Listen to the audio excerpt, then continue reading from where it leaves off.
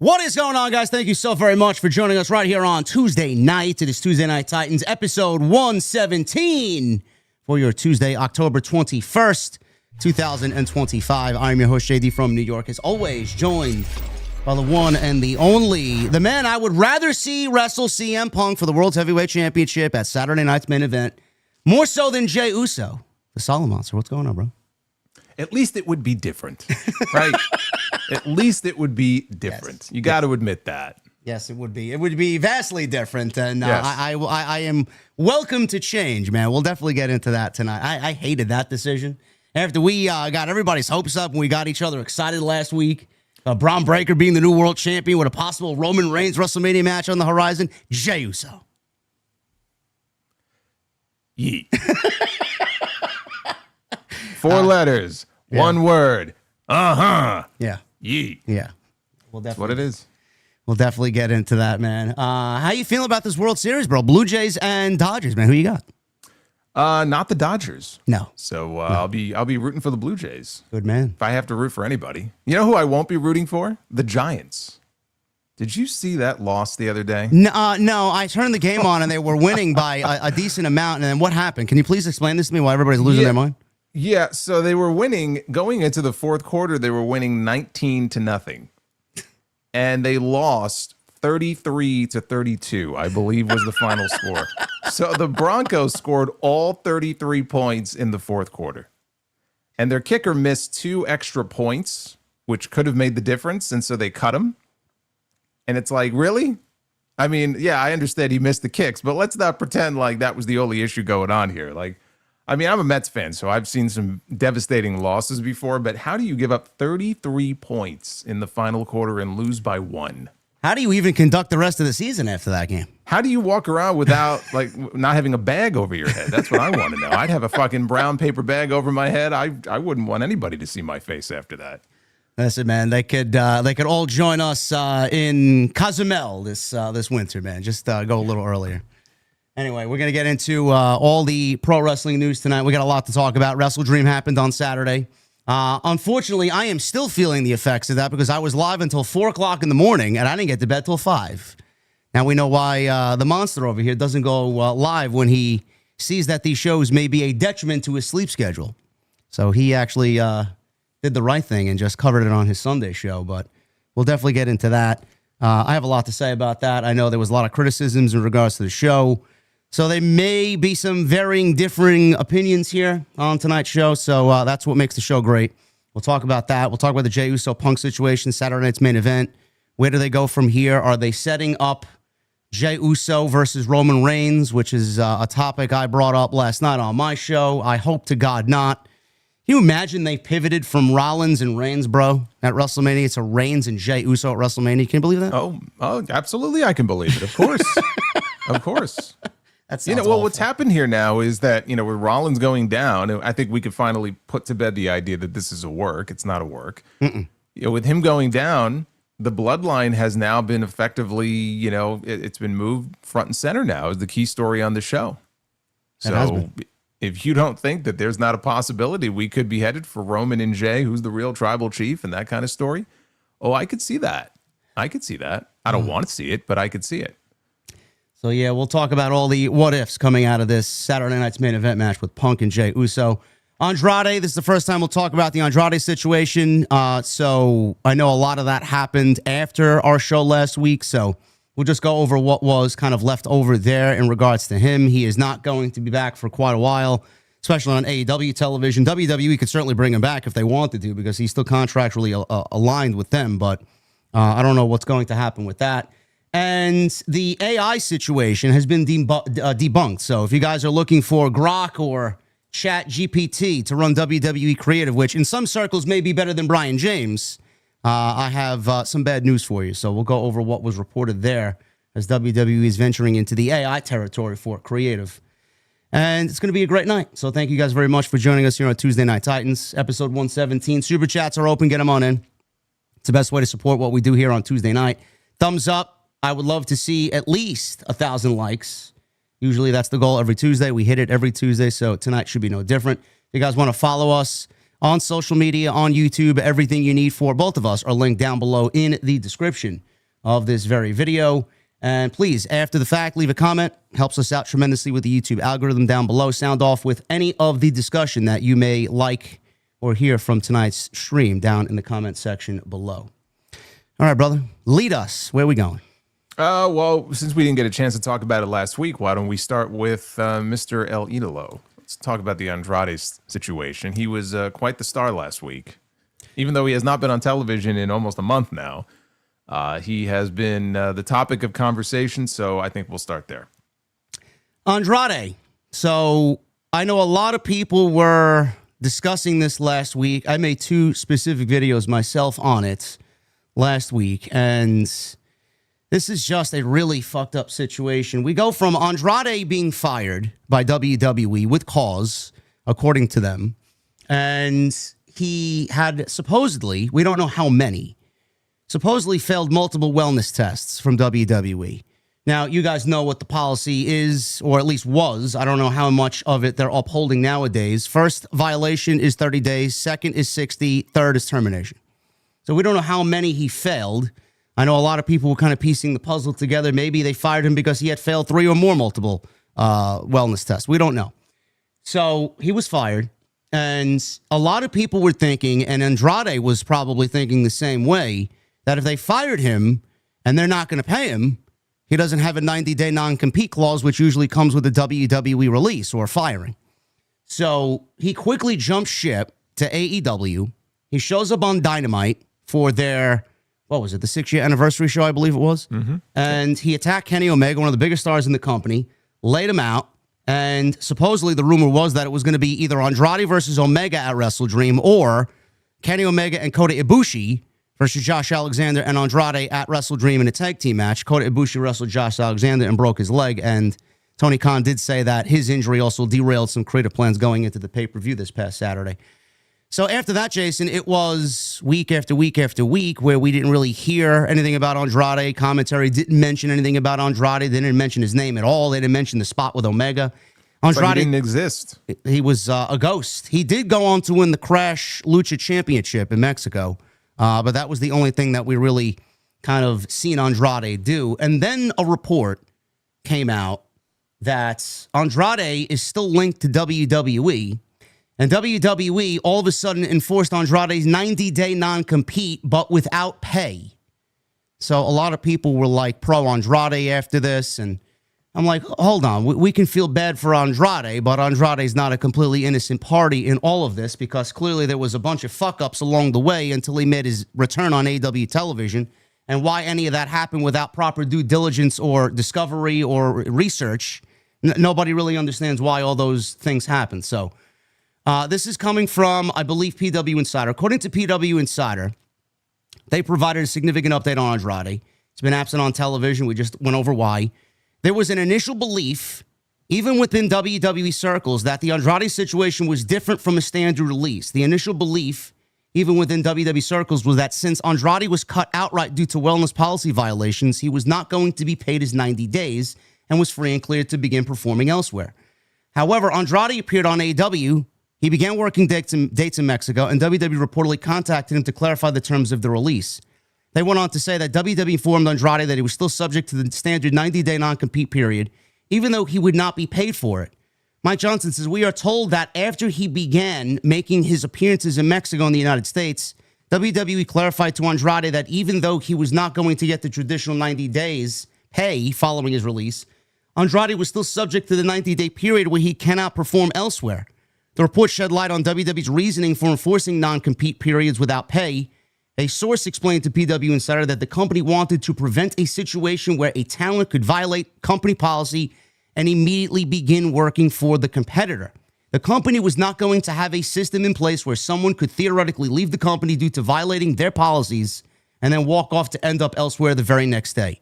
The situation was described as a loophole the company would not allow to exist. So they enforced this 90-day, and it went into effect. The report noted that Andrade is advertised for dates in Puerto Rico, which he was there, but he was not able to perform because that's still legally in the United States. He could go to Mexico and wrestle, but not in the United States. But the belief is that he will not be appearing there, and he did not. Furthermore, he is also advertised for an autograph event And he's supposed to wrestle for House of Glory on 11/15 in New York City, but based on the circumstances there, that is still a wait-and-see thing, and nobody knows about that either. This confirms early reports from Brian Alvarez that Andrade was not injured and that a non-compete issue was holding up his return to the ring. So then it went on, Jason, where Brian Alvarez found a excerpt. I'm not going to read it because it's just a lot of legalities that I don't really care about. He found an excerpt from their existing contract where it does say that it is now up to a year, and it's in writing. So that is the current TKO policy for termination with cause. And Andrade is looking now at a situation where he's out for 365 days, a full calendar year. I know you talked about it. I know I talked about it in multiple videos. The one thing I don't understand is how hasty Tony Khan was to bring Andrade back to television. And the first thing that I mentioned was Andrade not knowing, which I mean, there's a possibility of maybe kind of not knowing and thinking that he may be in the right there. But given WWE and how petty they are and how they usually operate, I don't give them any benefit of the doubt, number one. So I don't know why the talent would. But then on Tony Khan's side, why he was so hasty to get Andrade back to television, and where's his legal department that is supposed to do A, B, C, D, E, F, G about, you know, due diligence and making sure all the bases are covered and checking if this guy has any non-compete and how long is he going to be out and maybe it's not the right time to bring him back and blah, blah, blah. They absolutely created such a shitstorm of nonsense, and it's all for their own doing, and none of them look good in this situation whatsoever. Furthermore, I don't really understand why Tony Khan wanted to bring Andrade back in this capacity so soon when, and I'm just going to be blunt with you, he's not a difference maker for their television, ratings-wise, attendance-wise, interest-wise whatsoever. I just felt like Tony brought him back to television because he needed any sort of excitement or unpredictability or any sort of engagement that he's not currently getting right now by his TV show week to week. And he thought Andrade would be a nice boost in that department for at least a little bit. But he ended up shooting himself in the foot here. Andrade doesn't look good. AEW doesn't look good. And WWE, you know, no matter what people want to say about it, their contracts are complete bullshit. I do not agree with him sitting out for a year. That is absolutely ludicrous. 90 days, I understand. But no, a full year, I hate it. It's against Andrade. It's almost inhuman. But I feel like with WWE and their contracts, I mean, they did everything that they are supposed to do because it's in writing. I'm not surprised they did this. How are you feeling about this? I know a lot of people want to see him perform, but we might not be seeing him perform for a very long time. I don't think there's really any heroes in this story. I think everybody involved ends up looking terrible in this. Andrade is someone who so if you put yourself in the position of an AEW, it's one of two things. Either they just simply, really what they did was they took him at his word. So when it comes to Andrade, did he, mislead them? I would think that probably wouldn't be a wise thing for him to be doing, in returning to the company to lie about his status. So it sounds like maybe he was confused or he just didn't know, and it's possible that was the case. But, to your point, if you're going to put this person back on television, and in a major angle, too, it's not like he just randomly appeared on Dynamite. I mean, he attacked Kenny Omega in a major angle on their big anniversary show. You would think that you would want to have all your ducks in a row, and especially when you have someone in Tony Khan who has publicly chastised WWE for contract tampering in the past. Like, he has been openly, vocal about this. And we know WWE does it. And you would think that in that situation, and you knew there was controversy around the way this guy left the company, just to be on the safe side, that you would cross all your T's and dot all the I's and make sure that everything was lined up just right before actually putting him on television. So that's where they fucked up. And yeah, it makes them look terrible. And now he has to answer questions about it. And of course, if you see some of the answers, they're very vague, sort of, I love Andrade, he's a great talent, and we'll see what happens. Because what else is he going to say? That's his favorite line. We'll see what happens. We'll see what happens. But he did it to himself. So I don't really have any sympathy for them. It was a very stupid thing to do. And in the case of Andrade, in terms of what happened with him in WWE, WWE hasn't said a word about this. So all the information that we're reading here and talking about, this is from reports that we think are reputable. It could be from, a Fightful or a PW Insider, but nothing has actually been stated by Andrade or by WWE. And evidently, they are no longer releasing information about wellness violations like they used to, because if he had multiple wellness violations, this is the first time we're hearing about it. So that's a different change in policy also. And then WWE, they don't look good in this either. Now, I understand, you have to protect their interests, and Andrade, supposedly, he ghosted them for a period of time. They couldn't even, contact him, plus the wellness violations. They were well within their right to fire him if that's what they wanted to do. But to do so, and again, we don't know that he's not getting paid. The belief is that he is not being paid. It's one thing to say, look, you're gone, and you've got 90 days, and we're going to pay you, this much money while you're sitting at home, and then after that, you're free to go wherever you want.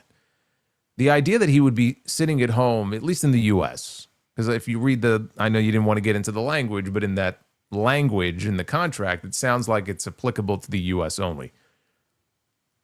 To sit the guy home and bench him for a year if he's not being paid, and this is his profession, because I've seen so many people online this week say, oh, well, he can get another job. Or, dude, don't even get me started on somebody. What is he going to do, man? Where's he going to go? Yeah, like, oh, well, if he could work, he just, he can't wrestle in the U.S. What is he going to deliver fucking newspapers? What are you going to do? Yeah, he could check the want ads. I'm sure there's a job out there for him. And then you have other people, well, he signed the contract. I saw a lot of that this week too. Yes, I understand he signed the contract, and I understand contracts exist for a reason. That is true. But there are situations where you look at it and go, is this reasonable? Right? It might be legal, but is it reasonable? And if this goes before a judge, if Andrade really wanted to challenge this, it really depends on the judge that you end up in front of, how they interpret the law and how they feel about it. You might not get a very sympathetic judge in a situation like this. I don't think this is something where if he did challenge it, the WWE would want this to really, get blown up in court in a big way. And we've seen examples of this before with the whole non-compete situation, whether it's a Brock Lesnar or an Alberto Del Rio, who also had non-competes, and they sued or threatened to sue, and they ended up settling out of court with WWE, and then they were free and clear. So I feel like if we're hearing all the right information here and he has to sit at home for a year and is not being paid by WWE, I don't see how that's enforceable. I really don't. I don't think that's a battle the WWE is going to win. So while Andrade may have been in the wrong, whatever he did, we don't know what he failed for. We have no idea because, again, nothing's been officially reported. But if there was bad behavior, let's say, and they wanted to fire him, you cannot say you have to stay home for a year and, oh, yeah, we're not going to pay you. Like, I don't see how anybody can condone that. But there were a ton of people being like, well, he signed the contract. Well, to be fair, for the 90 days, I understand, and it's not that big of a deal. For 90 we're not days, talking about 90 days. I know. Though. We're talking about a much longer period of time. We saw if Samantha it was 90 Irvin days, today. yes. We saw Samantha Irvin today, revealed that she had a 2-year non-compete, and she That's wasn't ridiculous. even a wrestler. That's ridiculous. Like, I know when Renee left WWE, she had, it was at least a year, but a 2-year non-compete where she can't do anything in wrestling or sports. Now, let me ask you, why is it so long for someone like that in that position? Like, what harm is it if they go somewhere? I can understand an active performer getting a longer non-compete, but someone like Samantha Irving or Renee Paquette, who are like interviewers or ring announcers, why is it such a big deal for them to get such a long extended time? It doesn't really make sense to me on the surface. It's like different rules for different people. And I'm not quite sure why it would be so much longer for someone in that case. She obviously wanted out. And so maybe if you're someone who just wants out in the worst way, they may put conditions on it and say, okay, we'll let you go. But here, and I don't know if it was spelled out in her contract or if those were the terms that, she had to agree to in order for them to let her go. I don't know. But why it's different for someone like her or Renee as compared to a talent, that's a good question. I don't know. I'm sure they have some reasoning for it. But it sounds very unreasonable to me when you hear that. So now she's 1 year into this 2-year non-compete. And she says, no, you're absolutely going to see me involved in wrestling again. I'm just waiting it out. She obviously is just sitting at home waiting, watching the clock. Gee, I wonder where she's going to end up. Yeah, I don't know. I mean, it's puzzling to wonder where that's going to be. But again, just the whole idea of it, like, this is the point that I think some people were missing, which is that just because you can do something doesn't mean that you should. So yes, they signed the contract and you could say all of those things, but to just say, well, it's as if WWE, it'd be like saying, well, WWE, as far as letting somebody go who requested their release, right? And they were like, okay, we'll let you go, but we're going to put all these different conditions on it where you can't perform in wrestling for 5 years, and you have to do this and you can't do that. And they're just so desperate that they sign it, right? Yeah, they signed it and they knew what they were signing, but that doesn't mean that it would be enforceable in court. It doesn't make it right. And I think that point is lost on some people. You can't just throw that blanket answer out there. Well, they signed it. WWE can do what they want as long as somebody signs the contract. Boy, can you imagine if those were the rules, the things that WWE would want to put in these contracts, if they felt they could get away with it? Like, you're missing the point. It's unreasonable. And there's nobody in this situation, not AEW, not WWE, and not Andrade, who comes out of this looking good. And I don't know how factored in he was to their storyline plans. Obviously, I'm sure he would have been on the WrestleDream card, but that's a major misfire on their part. It's egg on their face. I don't think he's going to be out for a year. I'll just say that right now. I don't think it's going to be a year before we see him back in the ring somewhere. I think that if they stick to this, I don't see how this doesn't get challenged, and I think that something will get worked out, and he'll be able to show up, whether it's AEW or wherever. He'll be able to show up a lot sooner. I don't see him sitting on the sidelines for a year, twiddling his thumbs. I just don't see that. Now, I obviously think about this, in preparation for the show. So I have a question or two lined up for you because I'm genuinely curious, because I'm thinking about this in a way, WWE is always petty towards AEW. Now that they've seen what his intentions were, and Tony wants to use him on television, they put him in this thing with Kenny Omega that all of a sudden got dropped. Are we looking at a situation now, if Andrade is back with WWE contractually under this 1-year non-compete, they work something out with him, and he ends up back on WWE television, and it ends up in a situation like Santos Escobar, where he was allowed to walk. They didn't want him to go anywhere. They brought him back and gave him more money in hopes on better creative. Is that something you see possibly happening with Andrade to further push the WWE AEW narrative and make AEW look even more foolish if he ends up back on their television permanently? The idea of him going back to WWE is entirely possible if they have him under contract and he just wants to work. The idea that they would have him back under contract or offer him a new deal for more money and they would have a big storyline lined up for him, that's a dangerous thing to do. Because think about what happened here, right? People think he got fired on purpose, which we don't know, by the way, that that's what happened here. But let's say he did. Let's say he just wanted out for whatever reason, tried to get himself fired. He showed up on Dynamite. Like, he actually showed up on the show. And it turned into a whole thing. The idea that, oh, well, we'll bring you back and we'll give you more money and we'll give you a push. We'll give you what you want. If you're somebody else in WWE, you're looking at that going, hey, maybe I'll do that. Yeah. Maybe I'll get myself fired and pop up on Dynamite one week, and maybe WWE, that'll get their attention. Like, I don't know that they want to sort of reward that, so I doubt that. But if they wanted to legally bring him back, he's still technically under contract. I mean, he doesn't have to show up, but technically, sure. He could be brought back. I don't see them doing much with him, though, if they do. It also kind of, and now I know the wellness policy isn't really given a lot of credence anymore. It kind of makes the wellness policy look like a complete sham if they just bring him back after they fired him for failing wellness tests and then bring him back to put him on television. What the fuck do those tests mean? They mean nothing. We don't know, though. See, that's the thing also. Like, we don't know what we don't know. When we say that, like, we hear stories about him violating the wellness policy, if they were to request a sample from him and he was late in submitting it, that would constitute a violation. Like, we don't know that he failed for this substance. Like, what does that mean? Like, he violated the wellness policy. We still don't even know what that means. I think when people hear that, they immediately think the worst. Like, he took an illegal banned substance and he failed the test for that illegally banned substance. He took a banned substance. He's on steroids, or that's the first thing that you think of. But that's not necessarily what happened here. It's all very nebulous. So, again, we really don't have all the facts, but we know that he violated the policy. If you believe, again, PW Insider and Fightful, there were violations of the policy. It almost doesn't even matter what he did. You violate the policy, you violate the policy. But that's what people are going to think. Oh, he failed for this substance. He failed for that substance. The truth is, we don't know what he failed for. We have no idea. And if this was a case of multiple violations, again, it was supposedly 30 days for the first, 60 days for a second. I don't remember in his previous runs with WWE, was he ever cited for any wellness violations in his first run with the company that you recall? I'm not completely sure. I want to say maybe he failed one. Maybe. My understanding then would be that if he failed again, that Yes. it would continue on from that. So that would be 60.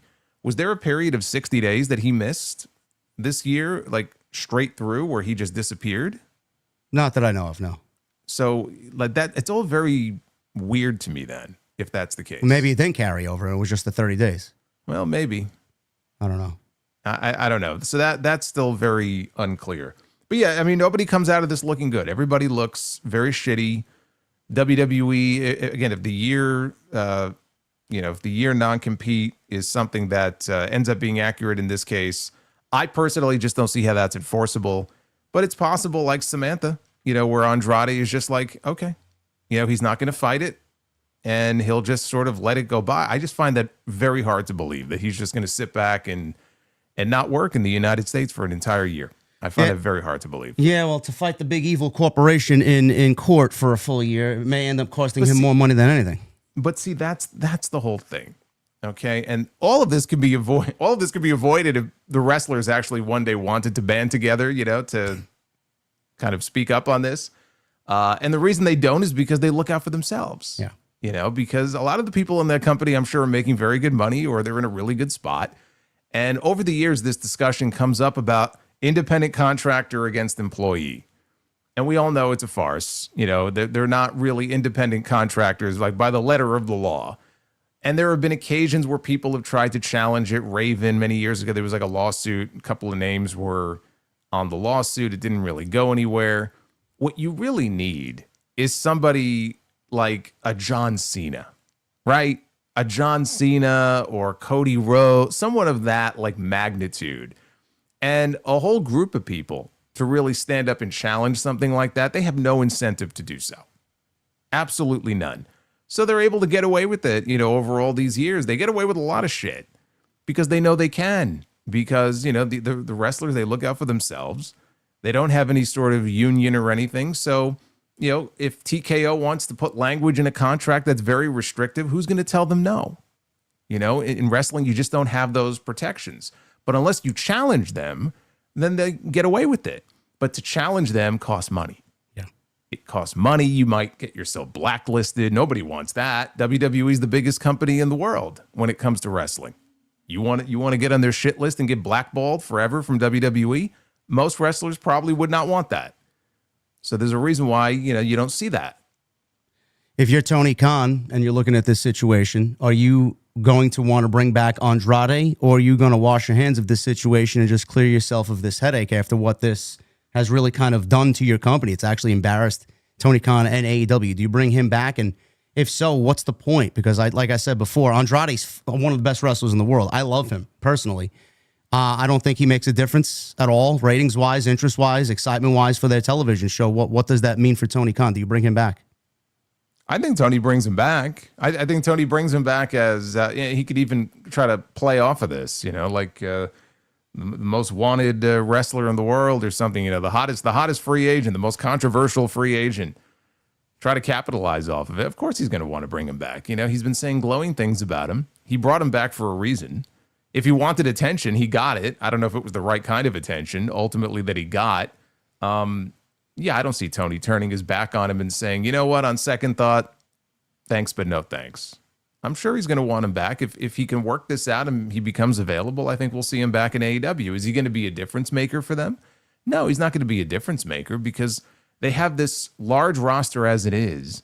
And I honestly don't think the position he ends up in is going to be radically different than the position he was in his first time there. And I think I even said that before he came back to WWE, which turned out to be the case. Was his position in WWE really different than the position he was in previously? Not at all. Actually, I thought it was worse. It may have been. So I don't see that being any different if he goes back to AEW. He's a great wrestler. He could be, member number 24 of the Don Callis family, and that's fine. I think that, honestly, to answer your question, I think that says it all right there. You know, the fact that on the very night that he came back to the company, he was already just another guy in the Callis family tells you all you need to know. Yes, Like, he was another guy behind the IWGP champion, the Unified champion, and the TNT champion, bro. How valuable was he? He was not being slotted in there ahead of Okada or Takeshita or Kyle Fletcher. At best, he would have been number 4. Maybe. I don't know.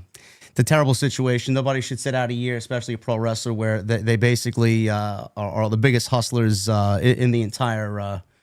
One of the biggest hustlers in the world is a pro wrestler. So I don't know. Doesn't really sound like an independent contractor, does it? No, it's fucking awful. It's downright inhumane. So we'll keep an eye and monitor that situation on Andrade. Hopefully we see him back on television soon, because his talent is way too large to just be sitting at home doing nothing.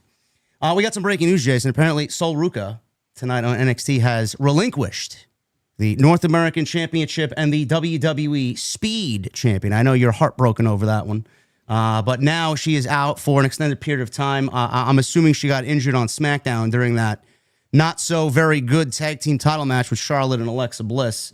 I don't know where the spot came. Some people were saying, A, it could have come off the Soul Snatcher on Charlotte, or B, the moment where she kind of looked at Blake Monroe on the outside and she got clipped by Charlotte on the outside, but she's out now. Yeah, there was a moonsault right before that spot where her knee got clipped, but there was a moonsault she did from the top rope to the outside. And I wonder if maybe that's where, well, if that's the case, though, I mean, that's a knee injury. She's already had a torn ACL, so I would hope that it's not another torn ACL, because that's going to be a long layoff if that's the case. Yeah, well, she had to relinquish the titles tonight, and apparently that title will now be on the line at Halloween Havoc coming up on Saturday. It will be Zarya versus Blake Monroe for the vacant North American Championship. Well, then we're looking at the brand new North American champion, Blake Monroe. There you go. Maybe this could be looked at as a similar situation with Seth Rollins, and Braun Breaker's going to get the rocket strapped to him. Maybe Zarya now kind of stands out on her own. And but you know what, though? That's terrible, because she was one of those women from NXT who I had my eye on as far as a potential call-up to SmackDown. Yeah. Her and Zarya both. I mean, there's any number of women they could call up, and I think they should call up a few. But she was it felt like she was right there on the cusp of a possible call-up and breaking out. She had 2 championships. She's very popular. When you are someone who does a lot of these very athletic, sort of acrobatic type moves and dives and moonsaults, unfortunately, this is, if we assume that's where the injury happened, it just puts you in a position where you're going to be at greater risk for, bad things happening. So she's a lot of fun to watch, and she's very athletic. I think she's got a gymnastics background, I believe, but shit happens, and it doesn't always happen at the best time. So not that it would be good time for it to happen, any other time, but she was rocking and rolling right now. So it sucks. Now the injury bug seems to be going around in both companies. So not good. So we wish her the best. She is definitely one of the better parts of that women's division down there. And Zarya and Blake Monroe, like I said, now scheduled for Saturday's Halloween Havoc for that vacant North American title. All right, we talked about Andrade. Let's get into and keep the discussion going on AEW, being that I know there's some garden gnome in the comments section. Oh, you only talked about AEW for 5 minutes on a 3-hour show. Yeah. There you go. You're going to get a full hour AEW content, man. Enjoy it. WrestleDream, Jason. We had the show on Saturday. It was a very long one. A very, very long one. I was just kind of completely over it after Adam Page and Samoa Joe were making their ring entrances. I looked at the clock. I'm like, we got 2 more matches left. It's 11:30. Where are we going here? Are we going to go the longest ever? So it ended up ending the show at 12:30 with Jon Moxley and Darby Allin in the main event. And it was 4.5 hours, 9 matches in total, plus the pre-show, which I did not watch. But we were forced to watch some of the pre-show because AEW wanted to do something a little different, and this actually sparked some online debate and controversy, some criticism back and forth between people in the community on Twitter. And it was Jet Speed, Speedball Mike Bailey, and Kevin Knight against FTR. Now, I don't know how much of this you watched, Jason. I looked at this and I said something on social media, and clearly, you know, people just want to just go immediately from 0 to 1,000 because you gave your pro wrestling opinion on social media. But the way that I looked at this, and I'm kind of curious to hear your take on this. I looked at this as I did everything in my power, and I usually do everything in my power to actively avoid the pre-show on AEW pay-per-views because they don't really do anything for me. Nothing happens on those pre-shows. It's just a random collection of wrestlers just thrown into random matches with no rhyme or reason just to give everybody a spot on the pay-per-view so that they feel like they are involved. That's the way that I look at it. Now, take nothing away from Jet Speed and FTR. All four great, tremendous professional wrestlers. Two great tag teams, and we'll talk about the AEW tag team division in a little bit because I do think that they finally have figured this thing out, and it's looking really, really great, honestly. But I'm looking at this pre-show, and at 8 o'clock, I spent $40 on Max to watch this show. And all of a sudden, the pay-per-view starts with all four of these guys brawling in the ring. It's a continuation from the pre-show. They got an extra 10 minutes on the actual pay-per-view. Fireworks are going off during their actual match. Everybody's comparing it to WCW Nitro back during the Monday Night Wars. And I'm looking at this and I'm saying, who enjoys this? Like, who asked for this? Who asked to watch this? Did anybody want to pay for this? Like I said, I actively went out of my way to avoid this because I didn't care.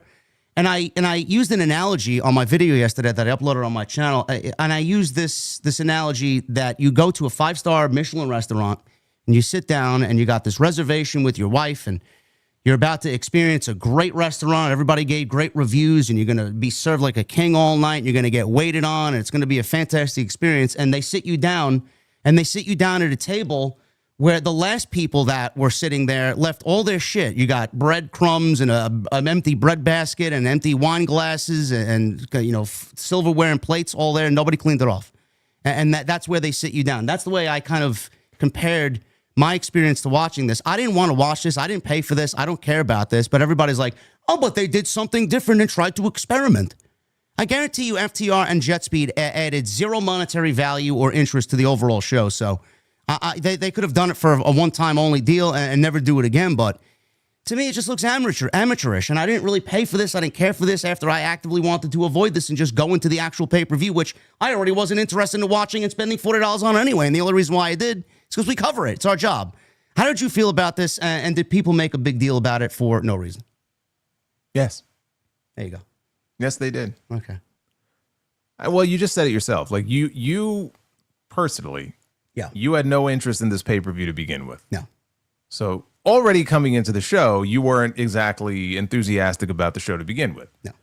When the pyro was going off and they were shooting off the fireworks on the stage, I think there were all four guys were in the ring. They were going back and forth, and the crowd was up for it. Like, the crowd was going crazy for it. And I thought, well, this is weird, and this is a different way. I can't remember seeing a pay-per-view. I've seen, television shows start out that way before, but not a pay-per-view. And I thought, okay, you know what? At that point in the match, because I was watching, I didn't watch anything that came before, but I was watching that one, and from that point on, like, the match kicked up into another gear. And it's not like the majority of the match was left. I don't know how many more minutes it went. I don't think it was that long. 10 minutes. Okay. And I thought, okay, my thought was they're trying something here that's either going to work and they're going to continue to do it, not every month, but they may try it again in the future, or it's not going to make a lick of difference and we're probably never going to see it again. But in the moment, it was like the most exciting part of the match because you have all this shit going off behind them as they're fighting. And then all of a sudden they're going like a million miles an hour and the crowd is into it. And I thought to myself, you know what? I don't mind this. It's fine. And then I saw people making a big deal about it. And I thought to myself, of all the things to make a big deal about, this is not one of them. Like, this didn't bother me. Like, I understand the analogy that you're using, and the show was long enough without adding an additional, match or half a match to it. Because we always talk about the length of these shows, and it's never going to change. But honestly, I think people made such a big deal about this. I was laughing about it. Like, really? Are we expending this much oxygen and energy about them opening the show with half of the FTR Jet Speed match already in progress? Because to be honest with you, it was probably more exciting and interesting than any other way they would have opened the pay-per-view anyway. So it was like, it didn't even bother me. Like, I had my expectations coming into this show. I hadn't even given any thought to what they should open the show with, honestly. I hadn't even thought about like, well, they should open with this or they should open with that, because I wasn't looking at this show as, man, this is like the best lineup they've had for a pay-per-view all year. It was another show coming into it. It was not their best lineup for, a pay-per-view this year. And so they tried something different. I don't really see what the big deal is here. You're right. FTR and Jet Speed, did they convince that many more people who were on the fence to buy the pay-per-view? I think that people pretty much had their minds made up at that point, but they'll look at the analytics, and if they feel as if doing it this way helped a little bit, you'll see it again. And if it didn't work, we ain't ever going to see it again. And they'll just open the pay-per-views up like they usually do. I don't see it as being a big deal. Then we went into that, got 10 minutes extra. And like Jason said, the pay-per-view was long enough. If they shaved at least half an hour, 45 minutes, it would have been a lot better. But we got an extra 10 minutes of this here. Yeah, well, but here's the thing on that. There were multiple matches on this show that went 25, almost 30 minutes. If you shaved off 5 minutes here, 5 minutes there, you would not have had to. It felt to me like they rushed off the air at the end of the show. Yeah. Like, because they built to that big moment with Darby at the very end. And it was almost like, okay, the match ends, and in pretty short order, we have to go. They had to go. Like, they were going to get cut off if they didn't go off the air. And to me, that's where the length of these shows, and the sickos all love it. Oh, it's not long enough. There should be another hour, but this is where moments like that get hurt. And shaving 5 minutes off of this tag team match, and shaving 5 minutes off of, the Kyle Fletcher, Mark Briscoe match, which I think also went 25 minutes, it's not going to hurt any of those matches, but it might just help the flow of the show, and it might help at the very end when you want that big moment. You want that big moment to breathe a little bit, and that's where I feel like it really hurts the show. No, I agree. I said the same thing. So we start the show off, and the first thing that I sat with when I was live with Jesse on Saturday night, just the overall feeling of, was it worth $50, $40 if you paid for it on Max? I don't think it was. And I feel like we were just given a very enhanced version of a Dynamite Collision Super Show.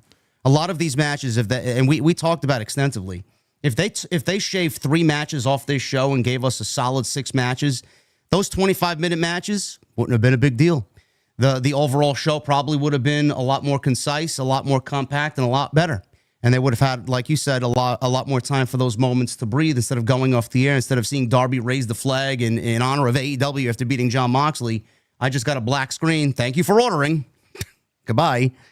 So that was building up for like a year. Yeah, it's utterly ridiculous. And he brags that the afternoon shows were so good, and we're going to look at maybe doing more afternoon shows. I don't know why they just don't do all afternoon shows if their number one priority is going 5 hours plus on pay-per-view. I don't get it.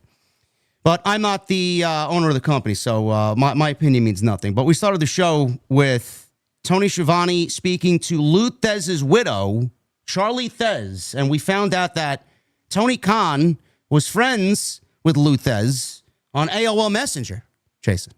So he was conversing, a young Tony Khan was conversing with Lou Thez back in the day and telling him how big of a fan he was. If you were to hear about a story today of, God, how old would Lou have been at that point? 70s, maybe? What, conversing with young Tony Khan? When he was conversing with a young Tony Khan, Lou Thez had to have been at least in his 70s. If you would have said, hey, we have reports of a 70-year-old man conversing with a 12-year-old boy here on AOL, I feel like that would end up with like Chris Hansen like knocking on the guy's door, right? In today's day and age, unfortunately. So I know I heard that same story. I think it could entirely be real because there were wrestlers back then in that era, and not all on AOL. I mean, they had like RSPW and these other online message boards that you had wrestlers frequent them. You had wrestlers that would interact with fans and stuff. I talked about this on my show. Mark Merrow was known to be on RSPW, and so it's entirely possible. And I'm just trying to visualize what that conversation would look like between, a 12-year-old Tony Khan and Luthez, who was like a wrestler's wrestler, talk about old school veteran. That would be a very interesting conversation. I would have loved to have been able to witness. I wonder what that looked like. Now, Charlie Thez says that Lou would appreciate what AEW is doing and he'd be a fan of what AEW is producing. Do you find that to be the case here? Lou Thez would be a fan of AEW? Well, look, she was married to him, and I'll defer to the man's wife. I find it very hard to believe that Lou Thez would look at AEW and be a fan of the product. I find it very hard to believe that Lou Thez would look at WWE and be a fan of the product, or TNA, or any of the modern wrestling companies. I don't think he would be paying 1 second of his time's attention to modern day pro wrestling, especially when he's on record years and years ago is calling WWF and WCW clown wrestling. I think he even said that once about New Japan, right? New Japan. If he's saying that about those companies, like, yeah, he's not tuning into Dynamite every week. But she seemed like a lovely woman, though. She looked very happy to be there. They even incorporated her a little bit into the Jamie Hayter Tekla match. She was in the front row, and they were kind of looking at her, and so she looked like she was having a good time. And then after that match, I didn't see her again. So I think they basically. Can you imagine her staying up for the entirety of the show? No. She was in bed by 10 o'clock. She was at home in bed before Hangman and Joe even hit the ring. She was dreaming. She was in deep REM sleep at that point. Oh, man. So that's the way they opened the show. First match of the night was Jamie Hayter versus Tekla. Everybody was banned from ringside because a lot of these ladies have an issue with each other, and it is rumored that they may be getting a women's blood and guts match, which we will talk about in just a little bit here.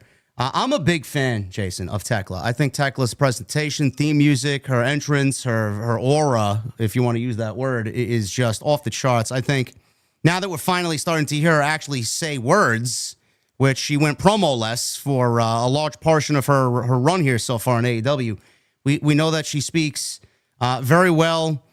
I would love to have some explanation as to why they have Tekla join forces with Sky Blue and Julia Hart. We haven't gotten that. And the explanation as to why she attacked Jamie Hayter is kind of lame. You were in the wrong place at the wrong time, and I just wanted to. I mean, that's as lazy as it comes, but at least they tried. But point being is I think Tekla is somebody that AEW should really slowly push up the ranks in AEW as far as the women's division. And I even mentioned to Jesse, I know it's improbability. It's never going to happen. I would actually have her take the TBS title off of Mercedes if that time ever comes, but we'll talk about that a little later. I think she's great. She's very good. I've heard her speak before. I mean, I want to say we've heard her speak on Collision. I know she did one of those. RJ City has those interviews he does on their YouTube channel. She did one with him a while ago, so it wasn't like, oh my God, I didn't even know what she sounded like. I knew what she sounded like, and she's very good. And Jamie Hayter is very good. And they had what I thought was a very good match. It was a very stiff, kind of hard-hitting match. And it was a win that I was happy to see Jamie get because it's long overdue. I think Jamie is someone who needs to be built up slowly so that she can be in position come next year to be challenging for the World Championship, which people forget. She was an AEW Women's World Champion at one time, and it was kind of a shitty way that her run came to an end. And I think that it's about time they start really seriously building her up so she can get back there. So I enjoyed the match. I thought it was a strong match. Yeah, this was very good. Again, more so a Collision match. I would have saved this for Dynamite, being that they're hopefully going to load Dynamite up with some must-see matches on Wednesday. It was nice, though. It was nice to have a women's match on the show that didn't necessarily have to have something on the line. Yeah. Every time we have a women's match on one of their pay-per-views, there's always a title on the line. And you never see just a straight singles like women's match on the undercard. I tried to think back, when was the last time we saw that? And I couldn't even remember. So it's not a bad thing to have a match like that. These two have been feuding for a little bit. Again, the basis of it is kind of silly, but not a lot of thought was put into it. But I didn't mind this being on the show. If it felt like a Collision match, the reason for that is because most of these women are now basically put on Collision and kept off of Dynamite. Yeah. Like, seriously, if you look at what has been going on now with Jamie Hayter and Tekla and Queen Aminata and the Triangle of Madness and all these women, it's like it's almost like a soft brand split where the majority of the women are now all put together on Collision, and they don't really get a lot of face time on Dynamite, I feel like.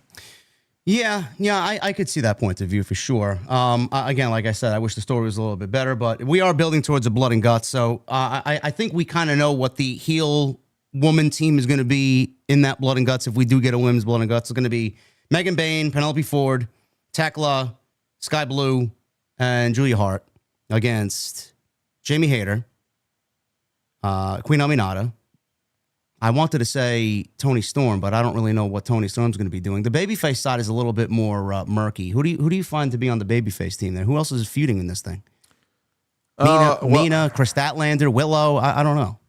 Yeah, I mean, you could put Willow in there, but Willow's, I think, more been beefing with Marina Shafir, so I don't know if that necessarily works. But Tony and Mina, it looks like Tony and Mina are going to be put together. To me, they're going to be the first women's tag team champions. Yeah, that's who I think are likely earmarked for those belts, and we're going to get the brackets, I guess, on Dynamite tomorrow, so we'll find out if they're going to be in the tournament. I can't imagine they're not, because what the hell else is Tony Storm going to do in the meantime? So you could do Tony and Mina, you could work them into it, because again, you said if they do a women's blood and guts, they are doing a women's blood and guts. We know at the very least there will be a women's blood and guts, and very likely there will be a men's. But Jamie Hayter went on television and said blood and guts, right? Can you imagine how shitty it would be if they give it to the men and not the women? Yeah. So we're going to get it, and I feel like maybe they would want, someone like Tony Storm in there, being that it's the first, and you want to get a really big name in there. It's not like coming out of this show she has any sort of real direction. And if they need baby faces, I mean, again, who else has really been... Trying to think who else has really been involved. We know Anna Jay and Tay Mello. Yeah. Maybe. Okay. Yes. Yeah. Okay. There you go. So Anna Jay, Ty Mello, Jamie Hayter, Aminata, and then if you have one more spot open, you could do like a Willow or someone like that, and there's your 5. Yeah. So that was a very decent opening match. Love both ladies. So Jamie Hayter got the win there. We had Jurassic Express. $500,000 on the line here. Jurassic Express, Jungle Jack Perry and Luchasaurus against the Young Bucks, Matt and Nick Jackson. This was my second favorite match of the entire night. I thought this was great. And I said to Jesse, Jason, I feel like, the Young Bucks get a lot of flack, and they are very much an acquired taste. If you don't like the Young Bucks in their style, you're never going to like the Young Bucks in their style. But I think one thing can be said, at least for this environment, they never put on bad matches. They always go out there, and it's entertaining. And they always just do a great job of getting the crowd behind the match. And it's just a lot of excitement. And as far as Jurassic Express, I just have a soft spot for them. I've been calling for this for like several weeks now, even before Jack Perry came back with Luchasaurus. I think them as a tag team injects a lot of life into the division. I have a soft spot for that team because when I was actually more pro AEW than I am now, I looked at Jungle Boy and Luchasaurus, and I thought the concept itself was cool, a boy and his dinosaur. It kind of played off, what a lot of young kids at that age, look at, dinosaurs. A lot of kids, my best friend, his son, very young, was into dinosaurs. And I just looked at that as a really cool gimmick. And I thought they were a great tag team then. I still think they're a great tag team now. So I have a soft spot for them. I enjoyed the shit out of this. I don't know what anybody else thinks, but I enjoyed this for what it was. I don't really care for the $500,000. I don't know what the Jurassic Express are going to do with $500,000, but I enjoyed this. Insufficient funds. Insufficient funds. Oh, I love that. I forgot about that. Yeah, that was great. I'm actually happy that they lost because now they can continue the broke ass Bucks gimmick, which is honestly probably one of the more entertaining parts of the show week to week. So I've enjoyed the hell out of that.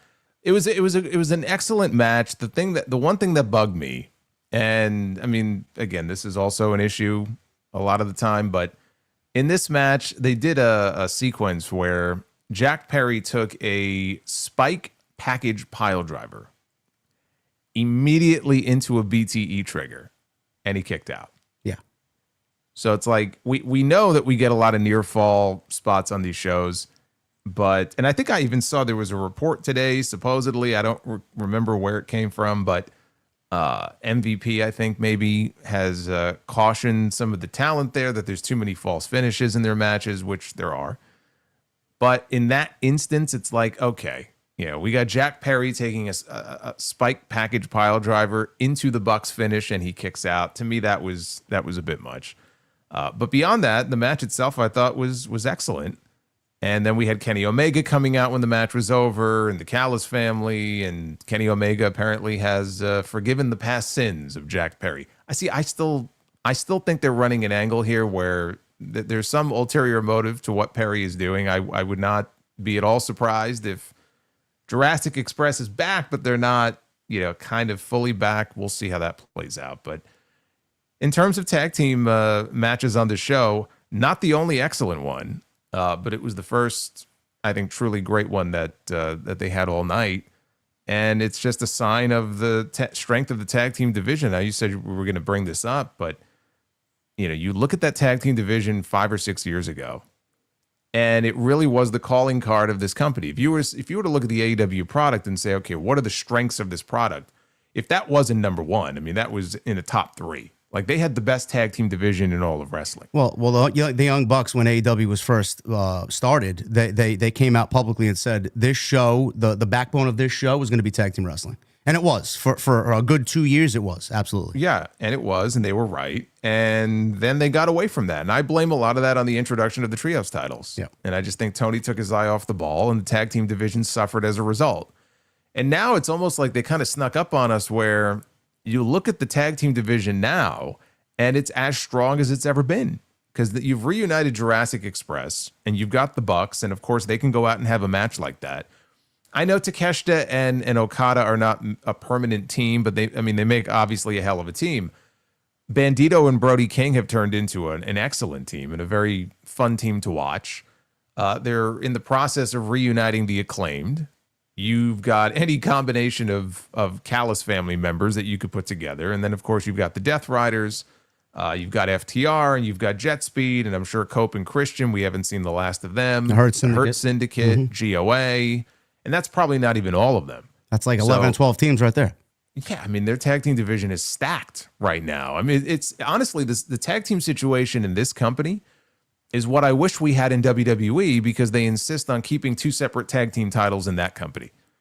And every month that goes by, boy, does that decision to split those belts look dumber and dumber. You mean to tell me, bro, it's not sufficient enough for Finn Balor and JD McDonough to defend the titles twice in 111 days? July 28th was the last time prior to last night that those titles were defended. Oh, I'm not surprised this guy's got an actual fucking date over there. Yes. Oh, I do. July 28th. In fact, I believe they defended against the LWO on that show. Wow. And so, yes, I wish we had a tag team division to accommodate 2 sets of tag team titles. Here they only have 1. If you don't count the trios, they only have 1. And it's like they have too many teams. So it's nice to see them getting back to their roots, at least in terms of that, because that was their calling card early on. And the tag team division was on fire. And when the tag team division is on fire, we saw it with SmackDown earlier this year. It makes the product, at least in terms of that, it makes the product more fun to watch. Yes, I agree. I love tag team wrestling. Are we looking at the men's blood and guts match formed before our very eyes with the inclusion now of this Omega, Young Bucks, Jack Perry storyline? The Outrunners. I knew I forgot somebody. The Outrunners. I seen someone mention the Jack Grizzled Young Veterans, too, which are buried on Ring of Honor television. Yeah, what happened to them? Yeah, get are them they on employed TV. anymore? Yeah, they are, unfortunately, yeah. Jesus. Oh, my God. Are we looking at the men's blood and guts here match, or blood and guts match here with Jungle Boy, Luchasaurus, Young Bucks, and Kenny Omega against a mixture of the Don Callis family to the men's side? I was thinking the Death Riders would be involved. Honestly, the Death Riders need to be dissolved. In acid. No, I'm kidding. They need to be dissolved. So the Callis family makes all the sense in the world, because my God, there's so many members you could choose from. And I'm sure Ibushi would have been involved. Obviously now he won't be.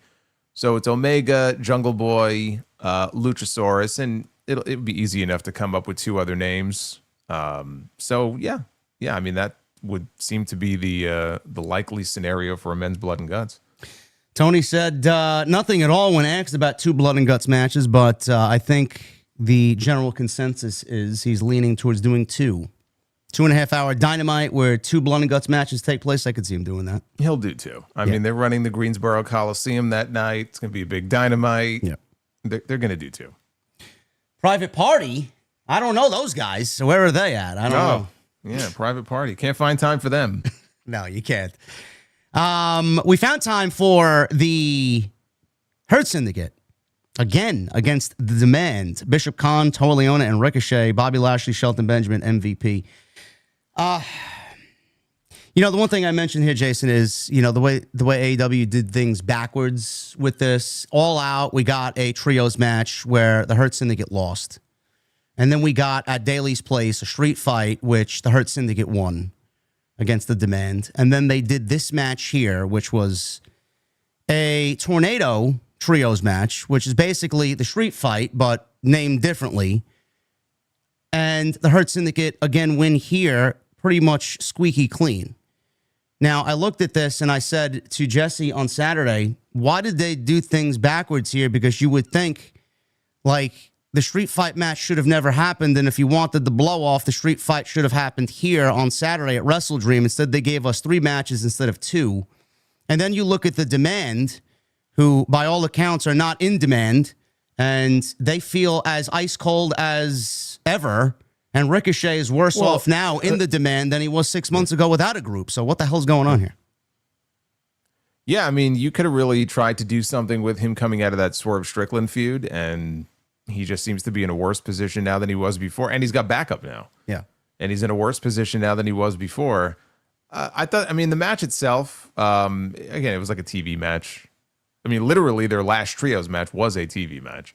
And this one was kind of more of the same. It was fine. And the Hurt Syndicate, they get the win, so they win the series. I know GOA got a win over them in a regular tag team match, but just going by trios. Hurt Syndicate, they win the series. And so now they're getting a trios title match tomorrow night against the Ops. Where that leaves Ricochet in the Gates of Agony, I don't know. I think Gates of Agony, I will say Gates of Agony are just kind of by default in a better position now than they were before, because before you never saw them. And at least now you see them. I know it's low praise. Ricochet is in a worse situation, and I honestly don't know where he goes from here. He doesn't seem like, if you look at AEW as like a puzzle board, I don't know where his piece goes. He doesn't seem to really have a place right now that he fits. So we'll see tomorrow if they're on the show, if they kind of tease a new direction for him. But the Hurt Syndicate now, at least they're going to challenge for the trios titles since they did win this series. It makes sense. Did GOA and Ricochet never did get their trios title match, did they? Because Shibata was hurt. No, they got a tag team title match because apparently Shibata was hurt, and that was one of the shows, I think it was in Pittsburgh, where they got a tag team title match against Brodito, and they lost. So that just voided any chance, of them getting it. Is that how it works? I guess, yeah. That's what I went with. I don't know. Well, then I don't know where they go from here. I thought Cedric Alexander was going to debut here. I think we talked about it last Tuesday as well, as far as as part of the predictions. We didn't see no Cedric. I don't know what's going on there, if at all, if he's even coming in. Well, maybe they want to check his non-compete, make sure. Yeah. They don't want to put him on TV, without doing their due diligence first after what just happened. Yeah, probably. I think that's a good decision if they want to do that, because I think the growing discussion is getting Bobby Lashley out of that because they're so light on main event talent, and get him into the AEW World title picture while you can team Cedric and Shelton together to go after the tag team championships. But I'm not AEW. So. If you're going to do that, though, it makes more sense to wait until next year, like early next year, because if I assume MJF is going to win the championship from Hangman, I still see him winning that title at World's End. Agreed. I'm sticking to that. So it would make more sense to hold off until MJF has the belt, and then you can circle back around to the whole MJF Bobby Lashley thing. So I wouldn't be doing that just yet, but I could see that being a direction for him, because you just get to a point where after a few more months of this, like, okay, where to next, right? I would love to see Shelton doing more single stuff. I would love to see Lashley do some more single stuff. And Lashley and MJF is something that they never did. So it would make sense to come back to it. And could they add a member like Cedric? And again, Cedric is not going to be like any kind of difference maker in the big picture, but adding him to the Hurt Syndicate to get the whole original band back together, I mean, that would be kind of cool. And then they'll have, kind of more manpower there. But Bobby Lashley and MJF, I think, is something that still has to be done. I mean, it's very strange how they just cut that thing off cold. Man, it was like we're just going to end this and we're just going to move on. Yeah, there's so much left to do. It doesn't feel right. Yeah, I agree. There was a lot of meat left on that bone there. I don't know. It must have ended up in some political back and forth where someone didn't want one guy a part of the group. I don't know. I don't know what happened there, but there is a story there. And if it's going to be MJF and Bobby Lashley, Hurt Syndicate against MJF, I'm very curious to see what MJF comes back to and who he comes back with. So, yes, please save us, MJF. We need him back very, very badly. Yeah, this was counterproductive in my opinion. Again, the Hurt Syndicate beat the Demand, and I don't know where they go. TNT Championship match. Kyle Fletcher defended the title against Mark Briscoe. This is one of the matches that Jason mentioned went over 25 minutes here. And, you know, I look at the overall card and I question some of the decisions that are made on these pay-per-views. I don't really know why this needed to be on the show. And granted, some people might feel like it certainly belongs on the show, but you could, if you want them to go 25 minutes, give them a spot on Dynamite on Wednesday and have them co-main event right after or right before Okada and Bandito.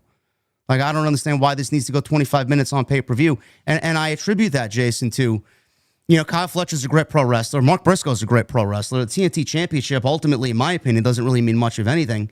And the story here is very convoluted. Mark Briscoe beat MJF. He certainly, in my opinion, should have been at least a consideration for the AEW World Championship match against Adam Page. He was not. They went in a completely different direction. They got him back in the conglomeration. He's challenging the Don Callis family and Kyle Fletcher here specifically for the TNT title. And then he loses. Now, I look at that in a way where he just beat a former AEW World Champion, the longest reigning AEW champion of all time in MJF, to go challenge for the TNT Championship and then lose. It's almost as if, again, counterproductive creative. Mark Briscoe beat a former AEW champion and you did nothing to follow it up by having him continue that momentum, and you just put him right into a situation where he loses to Kyle Fletcher. I don't really know the decision-making, why, but how did you feel about this? I know it went 25 minutes.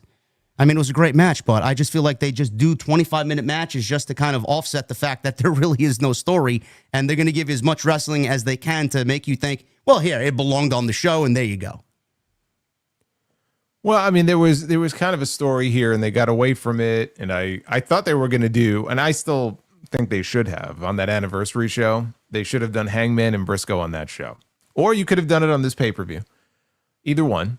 But because he did beat the MJF, it would have made sense to do Hangman and Briscoe, just tying it back to like some of those TV segments that we saw back in, I think, August it was. You know, when Hangman every week was telling MJF, you haven't done anything to deserve it. You have to earn it, right? But there was some interaction with him and Briscoe. And they didn't even bother playing off of that. They didn't do the match. I thought that was a missed opportunity. I never expected Briscoe to win the TNT title, though. They're still, you know, they're pushing Kyle Fletcher. You know, they're trying to build up Kyle Fletcher, and Kyle Fletcher already lost to Hangman. It would have been a mistake for him to go in here and lose to Mark Briscoe. Why would you have Mark Briscoe beat Kyle Fletcher? Like, originally, I thought they were going to do Fletcher and Omega, and then they completely got away from that. And I said, if they do that match, Fletcher has to beat Kenny. You can't have Fletcher go in there and lose back-to-back to Hangman and Kenny. At that point, it's not enough to say, oh, I hung with them. Like, no, he has to win at some point. Well, Mark Briscoe also needed to win, too, but they just put him in a match to lose. No, but he needs to win less because Mark Briscoe is not going to be world champion one day. Mark Briscoe is not the one that they plan to build around. Like, that's Kyle Fletcher. Kyle Fletcher is more important to them in the long term than Mark Briscoe is. Which makes you wonder, Kenny Omega was at this show, on this show. I don't know why they just couldn't do Omega and Fletcher and give you a simple outcome like Fletcher beating Omega. What's the harm in that? I don't know. There was some talk about, and I don't know how reliable it is. There were some reports out about Omega maybe physically didn't feel like right now he's in a position to go out there and have the kind of match that he wants to have with Fletcher. I don't know how accurate that is. I do look at him sometimes and he does, I don't know, he looks like he's in some pain, but so whatever the reason was, they just completely abandoned that. It was like, that's why when Andrade attacked him, it's like, okay, are we moving on now to Omega and Andrade? Which we turns out not to be the case, obviously. So, but now I look at it as Fletcher is the one that you want to build up. Briscoe, in some ways, I look at Mark Briscoe, and I'm going to make the comparison. I see some of Mankind in him. Really? And Yes. And the position that Foley was in when he was Mankind, like in the Attitude Era, and was the lovable babyface version of him, he was a guy who was very likable. The fans got behind him, and he was great at putting other people over. He was great in terms of using him as that lovable, likable character to put in there with a heel that you wanted to get over, which is what he did for Triple H, in particular Triple H. And I just see some of that in him. He's that goofy, off-the-walls kind of character that you just want to root for. He's funny, he's entertaining. He goes out there and abuses his body, just like Foley used to do. And he's always bleeding and all this stuff and doing hardcore shit. But he's not the guy. You know what I mean? Like they'll put him in the ring with the person who maybe they want to be that person. But I just, Fletcher is the priority right now. It's not Briscoe. And Briscoe doesn't lose anything by losing because he's still going to go out there and be well-liked by the crowd. So, you know, I can understand thinking that he beat MJF. There should have been a better plan for him, but they squandered that by not doing him and Hangman. So at that point, it's like, what are you going to do? You know, they fucked up by not doing that match. Yeah, Kyle but he wasn't going to win that match either. No, he wasn't. Listen, I said I would have rather him lose that match just because he has earned that match by beating MJF. But, I mean, they did nothing. They did everything backwards. But Kyle Fletcher retained the title here. It went 25-plus minutes. I mean, if they gave us 16 to 18 minutes here, it would have been even better. But they feel like they need to fucking add an extra 10 minutes to everything here and just bloat everything. Yeah, that was my biggest. If I had one complaint about the match, I thought the match was very good. Yeah. If I had one complaint about the match, it did not need to go as long as it did. No. And it was one of those matches on the show. If I had 2 or 3 matches that I could have clipped some time off of and give to something else or give to the very end of the show, this is one of the matches that if you shaved off 5 or 6 minutes, it would not have hurt the match at all. Like it might have actually enhanced it, you know, but it would not have hurt the match. So it didn't need to go that long. No. This is where we get a little bit controversial as far as some of the things that AEW has done creatively here, and a lot more questions arise from their decisions. The AEW Women's Championship match, Chris Statlander defended against Toni Storm. I thought the match was fine. I didn't really think it was Tony's best or Chris's best here. It went somewhere in the vicinity of 12 to 15 minutes. I don't have the exact time in front of me. Chris Statlander won, Chasen, very clean as a whistle here. And predominantly, in my opinion, from what I watched, the match was largely uneventful with a crowd that was very indifferent for a good portion of it, about 75% of it. There was maybe that tail end 5 minutes towards the end where they started to actually get into it a little bit. But Statlander wins clean. Toni Storm is now kind of in a position where she's lost everything. And we'll talk about what she did with Mina a little bit later in the show here. But Stat wins, and they have Stat in a position as the world champion. And I've been very critical. Jesse loves Statlander, and he complains about the things that they do that they do or don't do with her.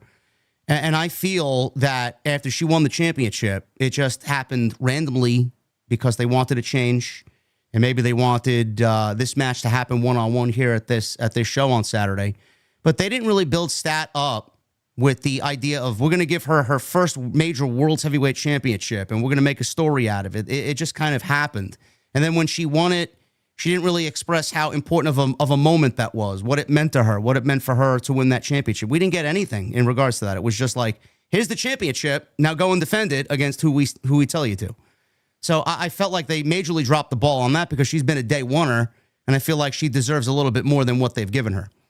So she beats Toni Storm here, and then as she's in the ring, beating probably the top female in their division, who's held the championship longer than anybody, out comes Mercedes. She saunters down to the ring with the fucking frat party and Griff Garrison and Jack the Jameson holding her myriad of championships. She gets in the ring and she big leagues Chris Statlander out of the ring, telling her, get out of my ring. Now it's my time. So I'll stop there. I know we had a major problem with that because that's your AEW Women's Champion. I don't give a shit who's out there. You don't do that to the newly crowned Women's Champion. Why would they treat Chris Statlander in the Women's Championship with such a level of disrespect after she just beat Toni Storm for the championship a month earlier? What'd you think of this moment? I thought it was silly in terms of Statlander just obliging and leaving. Yeah. Now she did come back out later, so it's not like she didn't, try to get some measure of revenge on her. But like in the moment, she just looked. I always talk about like the security geeks when they come out and everything. She looked like a geek in that moment, just walking away. So I had an issue with that, but like it makes sense now that we know where they're going, which is they're going to Statlander and Mercedes next. So this was that first interaction here to set up what was going to be, the announcement that came later on that they're going to wrestle at Full Gear. So this was just the start of that angle. Again, not a huge fan of her just walking away like that, but at least it did make sense because it was setting something up. If it was just one of these kind of meaningless things where her match ended and Mercedes came out and talked to her the way she did and Stat just walked away and they're not even going to work together, that would have been fucking dumb. But at least there was a reason for them to interact in that way. So Stat beat Tony, and then we get Mercedes coming out, Big League and Chris Statlander.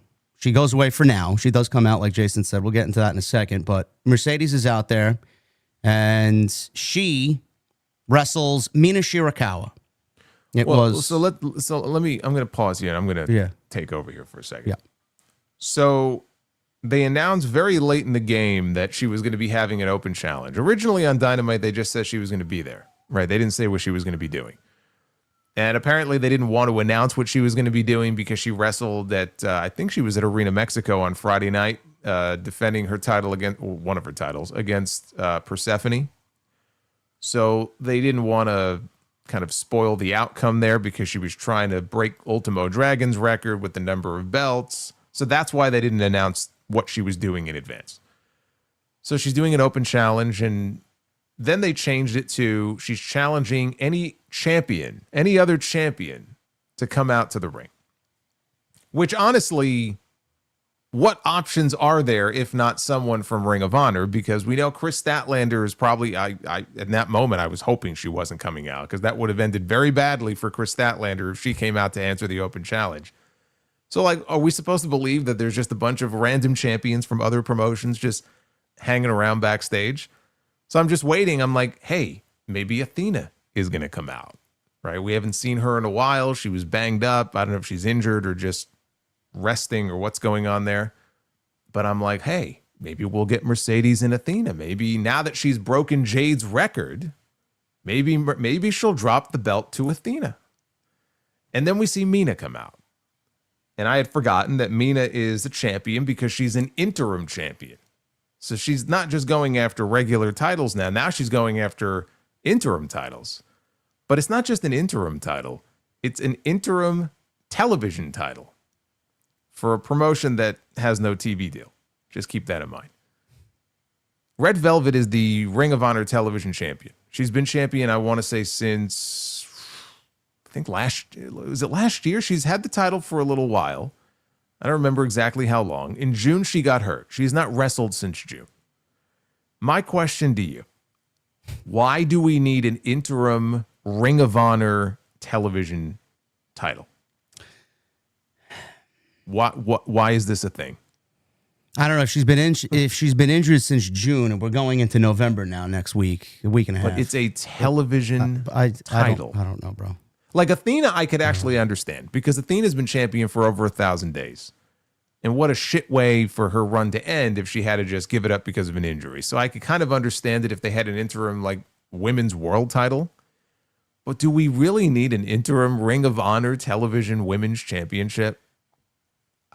I'm just, every time I see her out there with that belt, I'm floored that this thing even exists. So that was just ridiculous. So what are we going to do now that she's the interim champion? Is Mercedes going to wrestle and defend the interim Ring of Honor TV championship against Red Velvet when she returns? And are we really to believe that Red Velvet's going to beat Mercedes for her title back? Well, so let's skip ahead here, okay? Because spoiler, she won the match. Mercedes. Gee, what a shock. I mean, I don't think you're surprised by me saying this, but yes, Mercedes defeated Mina, and so that was belt number 11, and then the next night in Winnipeg, she won belt number 12. So Mina, by the way, 0-4 in championship matches in AEW. Yes. Yes. Since she signed a full-time contract and moved to the States, and I think the very first fucking thing they did when she, signed with them was put her in a world championship match, if I remember, against Toni Storm. Was that Double or Nothing? I think it was. And they beat her right away. So that was great. So Mercedes now, she had 11 belts. Now she has 12. And later in the show, she's backstage because Chris Statlander came out when this match was over to try to get a measure of revenge. I think she hit a Samoan drop, and Mercedes escaped. So then later, Mercedes issued a challenge for Full Gear. She's coming after the World Championship. We knew this was coming. I didn't know they were going to go to it this soon, but they're doing it at Full Gear next month. And as far as we know right now, it's just for Statlander's World Championship. I don't think it's title for title. They could always make it. I don't see the point in doing that. So the match is official. And here's where I look at this and I go, okay, there's a story here to tell with Mercedes. There is a downward spiral story to tell with Mercedes. If this is what this is leading to, that can begin at Full Gear. Because Chris Statlander wrestled Mercedes at Full Gear last year, and she lost. And then they wrestled again at World's End, and she lost. So she's coming into this 0 for 2. You cannot have her go in there and go 0 for 3 against Mercedes. There has to be a light at the end of the tunnel here where Chris Statlander finally gets that win. And Mercedes already fought for the World Championship once. That's the only match that she lost. So there's a story there where she gets a second shot and she fails again. She has all these belts and she's going around and she's pumping her chest out and she's all, full of herself that I'm 12 belts Monet. But the one belt that she actually really cares about is the one belt that she cannot win. It's the one championship she just cannot get her hands on. She lost to Toni. She'll lose to Statlander if they know what they're doing. She'll lose to Statlander, and then you can start the downward spiral. Because I do believe that the plan here is for her to go back to all these companies where she has all of these titles and to drop them one by one. Now think about it. What happens if she beats Chris Statlander and becomes the AEW World Champion? We are right back in the situation that we all complained about for weeks going into All In.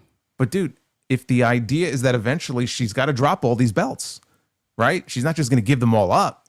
If she's going to go and drop all these belts, she's not dropping them as the AEW Women's World Champion. Tony is not going to let his world champion go from indie promotion to indie promotion all over the world, losing every single match that she's in. She has to drop them before she wins the world title. And otherwise, it doesn't make sense. She has to lose at Full Gear. I agree with you. I said the same exact thing. It has to happen. Right. It has to happen. And if it doesn't happen, if it's anything but that would be a colossal creative failure. If it doesn't happen, she's the world champion. And like I said, we're right back in a situation where we went into All In. She would be double champion with the only choice of hers being vacate the TBS championship without actually being beaten for it and retiring as the longest reigning TBS champion of all time, and nobody beat her. And I said, listen, I said this on my stream Saturday. I said, I like what you're saying. I get it. I want the same thing to happen. It needs to happen. And I was very indifferent going into All In. You ended up being right when you said Toni was going to win. I thought, unless I see it, I'm not going to believe it with Mercedes. And we saw her lose.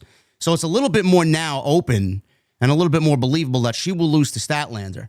But in this case, I said if Stat doesn't beat Mercedes is a double champion, I see them dropping the TBS championship. And Tony's been very kind of hush-hush about what the women are going to get this December. I have a feeling he's going to do a Women's Continental Classic. Just like he's doing a women's and men's blood and guts match this year, I think he's going to do a Women's Continental Classic. And I think if there is a situation where she's a double champion, she vacates the TBS title, and the TBS title will be on the line in the Women's Continental Classic.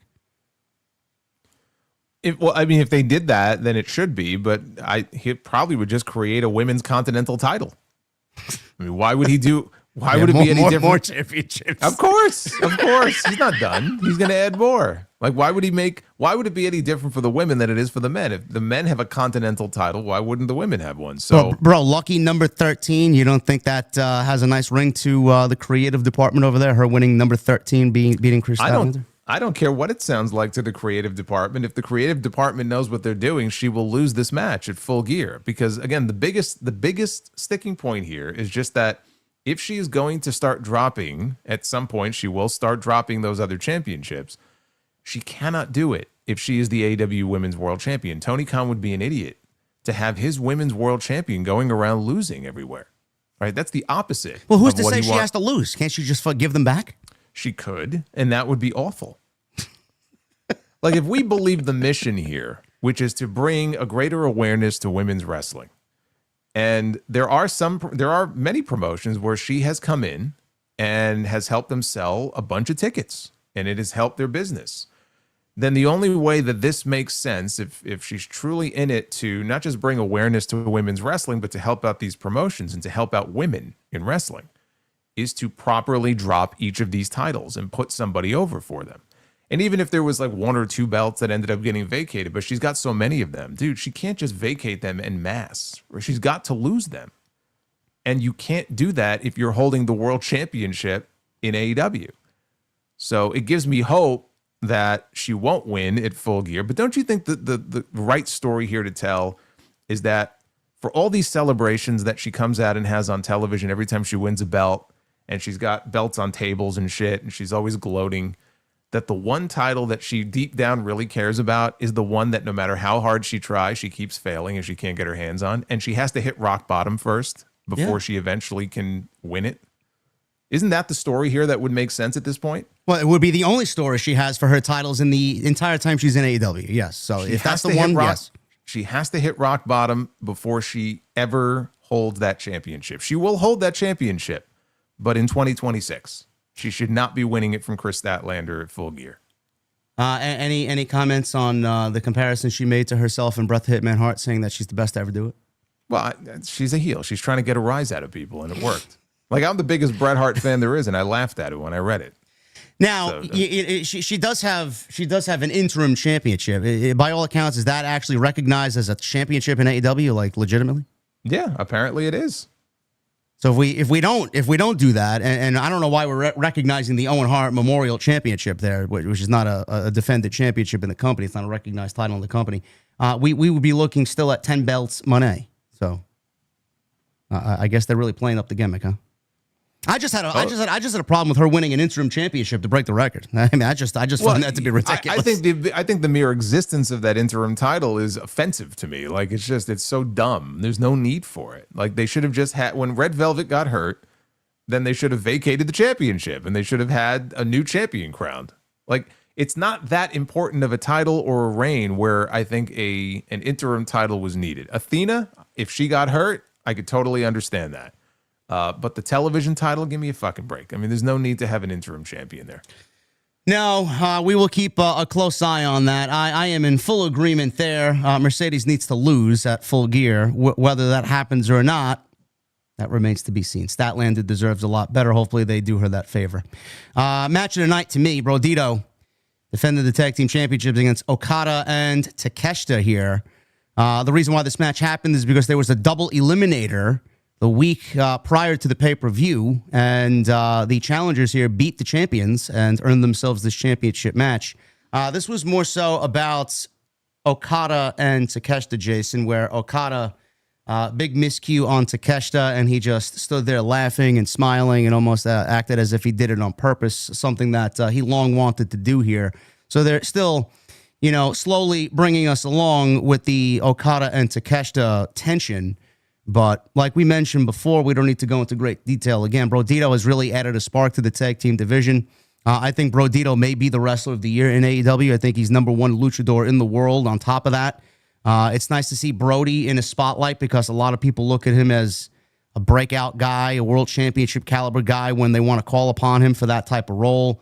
I know a lot of it was lost when Buddy Matthews went down with injury. Where was the House of Black going to go? They pulled Julia Hart from him. He just found this thing with Bandito, and it looked odd when we first seen it. But man, it has fucking worked 1,000 times over. It may actually be one of Tony Khan's best creative moves, honestly, looking back at it.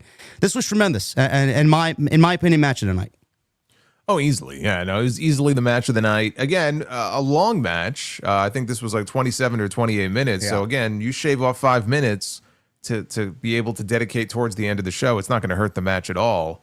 But it was just great stuff. And so you had a couple of different things going on here. The main story being Okada and Takeshita. And there was that one Rainmaker that was not intended for, I think it was intended for Bandito.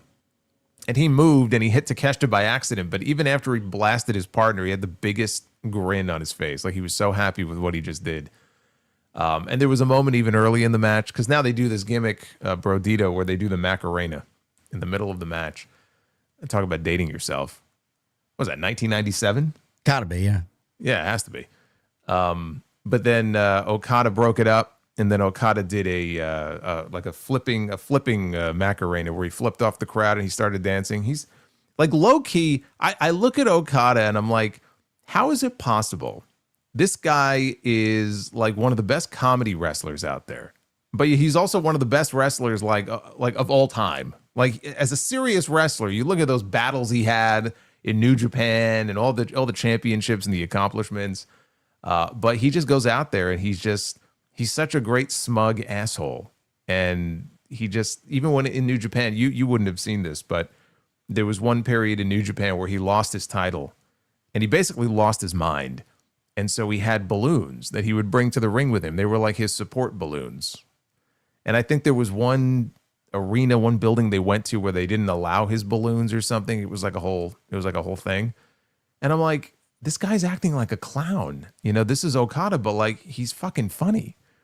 So I like it when we get to see that side of him, like in these types of situations. Like it's a serious storyline they're doing here that will hopefully elevate Takeshita, but Okada can be very entertaining. And then on the other side, Bandito had this shoulder injury that he was selling during the match. And like towards the end, he tries to do the 21 plex and he can't do it. And fucking Brody King is there like, you can do it. You can do it. And then he does like a one arm 21 plex and he won with it. He actually won the match with it. So I love the match. The crowd was super into it. And it furthered the story between Takeshita and Okada, which I actually think, they're doing tomorrow, they're doing a title match between Okada and Bandito, which should be great. And I'm like, well, why wouldn't you save that for Full Gear? I think my theory is that they're doing Okada and Takeshita at Full Gear. And Okada's going to win. And then Takeshita ends up in the Continental Classic, and we get the rematch in the finals, and that's where he beats Okada. Well, are you looking at it? I mean, looking at it head on, I wouldn't really have the IWGP World Heavyweight Champion losing, but I guess if it's to Okada, who's probably the greatest IWGP champion of all time, I guess it's actually okay by that standard. Do you see them beating the champion only for him to win the championship in the Continental Classic and beat Okada? I think that might be the play here because I don't know what I'm just wondering. Do they do Okada maybe and Brody King at Full Gear? Because they're doing this match tomorrow with him and Bandito. I would have saved that for Full Gear, but they're doing it tomorrow. So that's what made me think maybe they're not even waiting until the end of the year. They're going to do more than one match.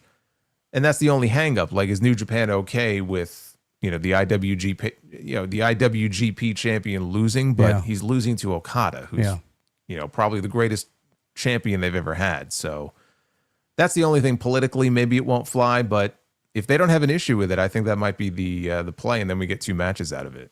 There's some people who think that they might actually have Okada in the Tokyo Dome main event, challenging Takeshita, which, I think... I think you saved that for the Continental Classic. That's what it's building towards. I mean... Well, no, doing maybe all of that. Like having that, you could do that, but also then have Okada, after he loses, come right back and challenge him for the IWGP belt. But I don't see the point in doing that just because New Japan's in a situation right now where they really need to try to elevate one of their younger guys. And I think that's a better spot for someone like that. I don't see what's gained if you just do Okada and Takeshita, who have been building up their feud on AEW television. Yeah. And you do the match, in the main event of the Tokyo Dome. So, but I'm just saying some people have been speculating that maybe that's the play there. Especially with the finals of the Continental Classic being in the last week of December and then right into the following week where they have the rematch again at the Tokyo Dome. It's kind of like right back to back. I don't like that. Yeah, I mean, I'm not really a fan of that idea, but there's also people speculating that maybe Tanahashi's wrestling Nakamura in his retirement match, and I don't know how. I don't know how likely. Good luck with that one. Yeah, I don't know how likely that is. So. Is Triple H really like Nakamura? We'll find out, I guess, as we get closer to January. Adam Page, Samoa Joe. This one went below 20 minutes, believe it or not. I think this one went like 18 minutes. If all the matches on this show were 18 minutes, we would have been feeling pretty good about ourselves. But I this is tough one, Jason, because this obviously has a direct correlation discussion-wise to what we're going to talk about with Darby Allin and Jon Moxley in the main event. Adam Page's world title run coming out of Allin has been shit. I'm just gonna say it. It may not be the most eloquent way for me to put it, but it's been very, very lazy. It's been uneventful, and I just feel like AEW coming out of Texas, they haven't had a single clue as to how to book Adam Page as the world champion, because I don't think Adam Page should have been there. Well, I think he should have been there. I don't think he was planned to be there. Do you know why? I have a theory about this. I heard your theory. I agree 100% with your theory, but go ahead. Yeah, I mean, it just makes all the sense in the world to me, because the plan all along was for Darby Allin to be the one to kill Jon Moxley's title run and be at least the beginning of the end of the Death Riders. And he wanted to go play Mountaineer, so he wasn't around. And I think going into Texas, it was going to be their big show, their big stadium debut. I mean, technically Arthur Ashe was a stadium, but like this was going to be their biggest, North American show, US show ever. And I'm sure he saw, a lot of the fan feedback, hoping that Moxley's going to drop the championship. And so he decided that the winner of the Owen was going to be the one to win the title. But you remember those reports? Like, there were reports that Hangman was like, no, Ospreay should win. And Ospreay was like, no, Hangman should win. And supposedly Tony Khan didn't make his mind up until very late in the game. That tells me that it wasn't like he was married to the idea that this guy is going to win the title or this guy's going to win the title. He made a late call. He went with Hangman, which was the right move. I mean, knowing what we know now about Ospreay's neck, that was the right move to make. But it wasn't like he had anything really mapped out for him coming out of that show, because the whole time it was all about Darby coming back and getting his revenge. But Darby wasn't around, and he didn't want to wait, and I didn't want to wait until this show. Can you imagine another 3 months of Jon Moxley running around with that fucking belt, which we never saw, by the way? No. Yes, it was time to end that run. But Tony was always like, nope, we're waiting for Darby. Darby has to be the guy to do it. So like I watched the end of this show, and it felt like, okay, this is the moment that Tony Khan originally had in his brain, where this was going to be the big championship celebration for Darby. But because he sped the timeline up a little bit, it didn't happen. And so Hangman now it's almost like he's having one of these, I kind of call it the Jericho run, where when Jericho was on top as the world champion in WWE the first time, he didn't really feel like the world champion, right? He still felt less than.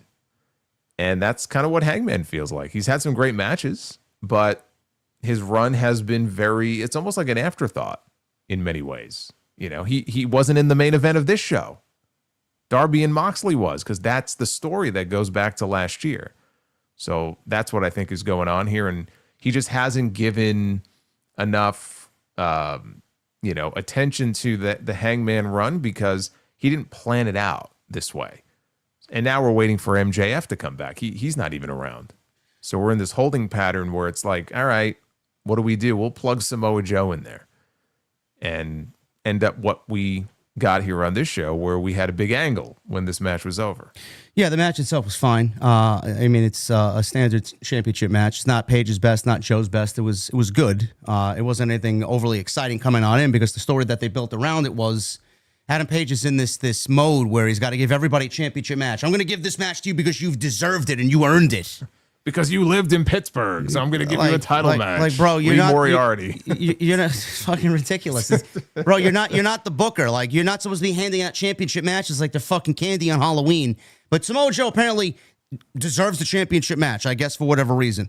Well, dude, I mean, he's Samoa Joe. Come on. I know. You can't hate on Samoa Joe. He's great, but the title dropping on the mat while Page was handing him the championship, he looked at that as disrespect. There was a tension that came out of that, a big brawl that came out of that. So, I mean, however you want to look at it, the creative coming into this was not main event worthy. Subpar. Yes, it was very subpar. Yeah. So for a championship match, it was very lacking coming on in, but it was all about the end of the match. And Hangman beats Joe with 3 buckshot lariats. And I know I said the same thing. I mean, he's trying to pull a page out of Cody Rhodes' book because Cody can't win with anything less than 3 Cody cutters or crossroads or whatever the fuck he does in his matches. But Page won with 3 buckshot lariats, took care of Joe.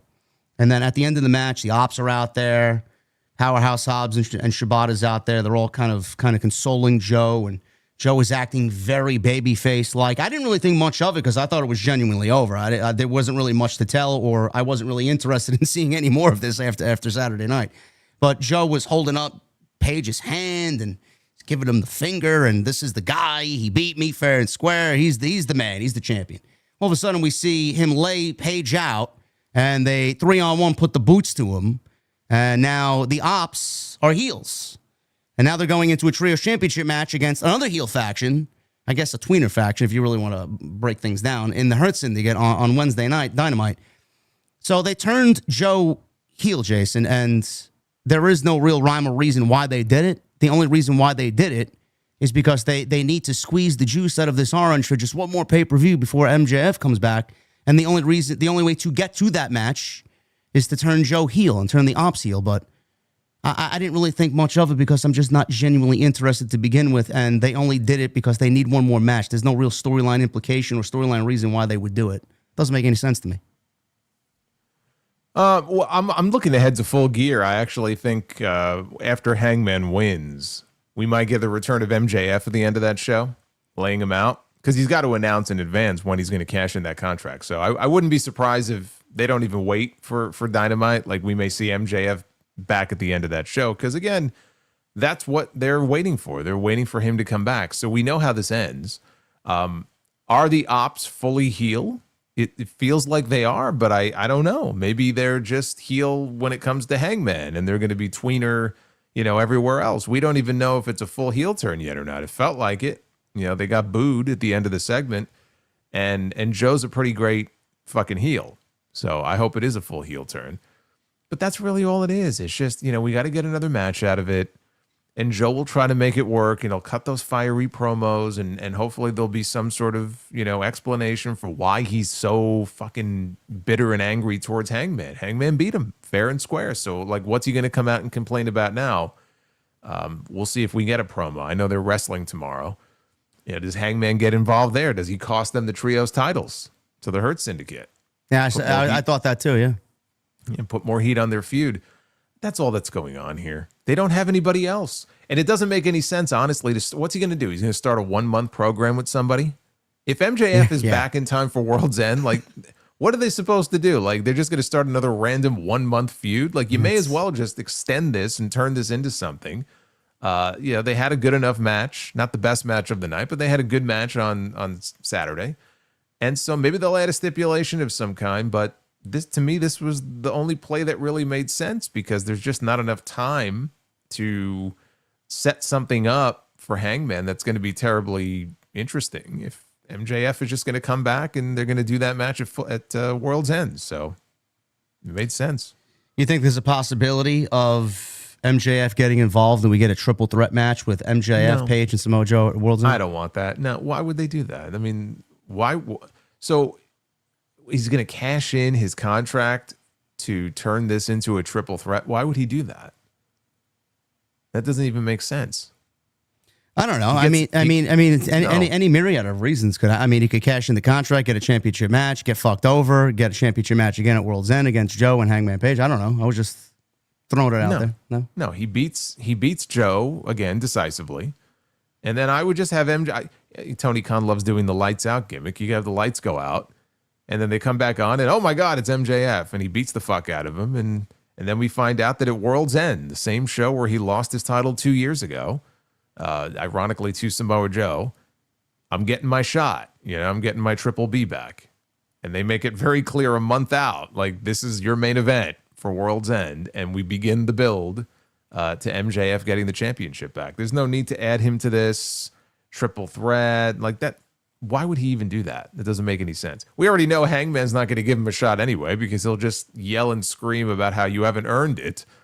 So the only way he's going to get a shot is by cashing in the contract. And why the hell would he do that to turn it into a triple threat match? He'd be the biggest idiot in the world if he did that. So Paige is still the champion, retained over Samoa Joe. And we'll see what happens with the Ops tomorrow night as they go after the Hurt Syndicate, defend the Trio Championships against the Hurt Syndicate. So Paige may get involved there, so we'll see what happens with that. And then somebody in the chat said that Sol Ruka never actually vacated anything. Well, why did the chat say earlier that she vacated the championship? I don't know. I'm trying to see. I don't see anything about her actually vacating the championship. I know she was going to be out there with Ava to make some kind of announcement, but so why did they make a big deal about it? Sol Ruka will address the fans on NXT Tuesday. Yeah, I don't know. I saw that she posted a video on her social media earlier. That's what got people talking. And it was basically like, hey, y'all, I have like an announcement I'm going to make, so I hope you'll join me. And she was putting on like her makeup, and she didn't look, it's not like she had this look on her face like she was, devastated or anything like that. But she was on the show tonight. She was on crutches. I'm just looking real quick here. She said that she got injured at SmackDown last week. And she says she's not cleared to wrestle at Halloween Havoc, and so she can't defend the championship. And Ava said they can figure something out, but she says, no, I don't want to hold up the division. I don't know when I can come back. And then Blake Monroe came out. Yeah, I'm not seeing anything here about her actually forfeiting the championship. So maybe it's not as serious as everybody thinks it is. Maybe it's not legit. They did the same thing with Roxanne Perez years ago, where she vacated the championship and came back like 3 weeks later and then was fighting for the championship again. Yes. Remember that? Yes, I do. So like some depression angle she was going through. I don't know what was going on there. Maybe they're doing an interim championship. I don't know. Please, hopefully not. They should drop the Speed Championship for sure and just fucking blow that thing up. All right, so she did vacate it. Zaria is going to defend it for her, basically. Okay. She's defending it for her. The Zaria heel turn is underway. So I wonder that if that's an actual vacation, or if, let's say, Zaria successfully defends it, does she just give it back to Sol if she's not going to be out for that long? Is it a work? Why would she give up the championship if it was a work? It's probably a fucking work, dude. You think so? I haven't seen the segment yet, but I'm getting conflicting vibes from this. This feels like this doesn't feel like the Seth Rollins thing. We'll see. I guess it adds a level of intrigue to Halloween Havoc that wasn't there before. So I don't think she's actually vacated anything. Main event: Darby Allin, Jon Moxley. This was the I Quit match. A lot of division in the community over this one, Jason, for one reason or another. As far as the match, typical. There wasn't anything too overly, oh my God, except for the barbecue skewers under the fingernail spot, which had me vehemently turn the other way and not watch my television screen for the duration of the spot. And anything fingernail-wise is just very skeevy to me. So, I looked at this, and it wasn't as violent as the... To me, I don't know. The Page match at All In was a lot more brutal, a lot more kind of like, just violent, in my opinion. This one just tried to be that, and it just fell short, in my honest opinion. I think they tried too hard here. I think they were running out of ideas, aka the fish tank spot. But this, like we talked about earlier, this was basically supposed to be the All In main event, and they put Page in that spot because Darby wanted to go climb Mount Everest. And they just basically reran the All-In main event between Page and Moxley here with Darby and Jon Moxley. And what you got at the ending with the flag and all that nonsense was supposed to be at the end of All-In. So I'm looking at this and I'm saying this is just a retread of what they did 3 months ago.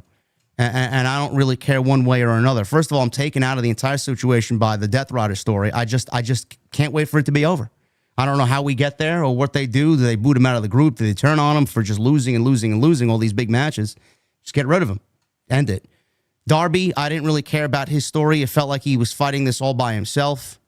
And the theatrics in the match didn't really do anything for me because we see it every week. We see it on a weekly basis, whether it's a fucking street fight or no DQ or plunder, thumbtacks, tables, kendo sticks. We see all this nonsense every single week. So to see these spots, it's just, I'm immune to all of it. It's just like I throw my hands in the air, shrug my shoulders. Okay, more plunder, more violence for whatever reason. I liked it in Texas because it made sense there. But here, it also made sense, but I felt like they were trying too hard. Now, Darby wins. And obviously, we got barbecue skewers, we got chains, we got chairs, we got tables, we got fish tanks and waterboarding and fucking all this nonsense here. So my first question to you is, with the fish tank spot that we got at the end, which caused mass outrage on social media for one reason or another, you know, I didn't really care about the spot. You know, you go back to when I discussed the Adam Page and Swerve Strickland steel cage match with the fucking needle in the mouth. You know, I thought it fit the situation. And I looked at this. I tried to look at the bright side. You know, it's an I quit match. Are we going to just kind of pull out all the stops here and make your opponent say I quit? Now, you look at it. I don't know how you could verbally say I quit while you're fucking being waterboarded in the middle of the ring. But that's another question for a different day. What did you think of the fish tank spot here in a way where everybody just started calling it a outlaw mud show, indie mud show garbage, and all this nonsense on social media? It wasn't for the kids. How are you going to let your kids watch this stuff? What did you make of the aftermath of this match and this spot here? You know, I saw some of the feedback online and the back and forth, and to me, it's all just silly. I mean, when you watch one of these Jon Moxley matches, or Darby Allin for that matter, and how many Texas death matches have we seen? How many times have we talked about spots with cinder blocks and spots with, again, the hypodermic needle to the inside cheek, and some of the really like extreme shit, like Hangman in one match was drinking his blood. Like we've seen so much like disgusting, gory spots in these matches before that you know what you're going to get going into it. That's number one. So the whole thing about kids and all that, first of all, it was a pay-per-view. Second of all, when this match was on, it was probably, I mean, I didn't, when I watched it sort of on delay, but I'm assuming this was on probably 12:20 in the morning when that spot happened, right? Yeah, it was well after midnight, yeah. Yeah, so the whole thing about, oh, well, kids are watching. Well, you know what? You know what you're getting with a match like this. They've done so many of them, to your point. It's not like this came out of nowhere. So if it really bothers you what they're doing during these types of matches, then they shouldn't be watching these matches. And it's not like this particular match happened on Dynamite or Collision. So I think that's just a nonsensical argument to begin with.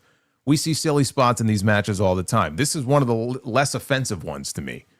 Like the needle in the mouth, I ranted and raved over because I just thought it was stupid and unnecessary. Like and Paige drinking Swerve's blood was fucking 1,000 times worse than that. Yeah, but again, they do stuff that is so unnecessary and clearly is just being done for shock and gore. And in this case, you have an I Quit match. So would I have had a fish tank if I was booking this match? Hey, you know what this match needs? It needs a fish tank. Jon Moxley, you can imagine Jon Moxley going to Petco before the fucking the match started. Let me get a fish tank and we'll do this. Oh, fuck. Do we not have a fish tank here? Somebody go to Petco. It's where the pets go.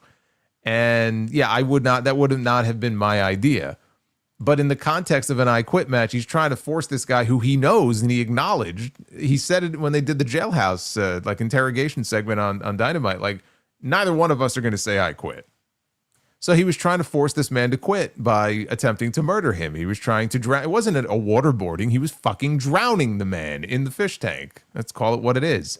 But it actually, at least in this case, it kind of made sense why he was doing what he was doing, where it wasn't like, oh, he's just doing it for the sake of it, right? At least here you could kind of explain why he would have been doing that instead of just drinking someone's blood, which doesn't really accomplish anything. But the discourse around this spot, again, we've seen a lot of this stuff in these matches before.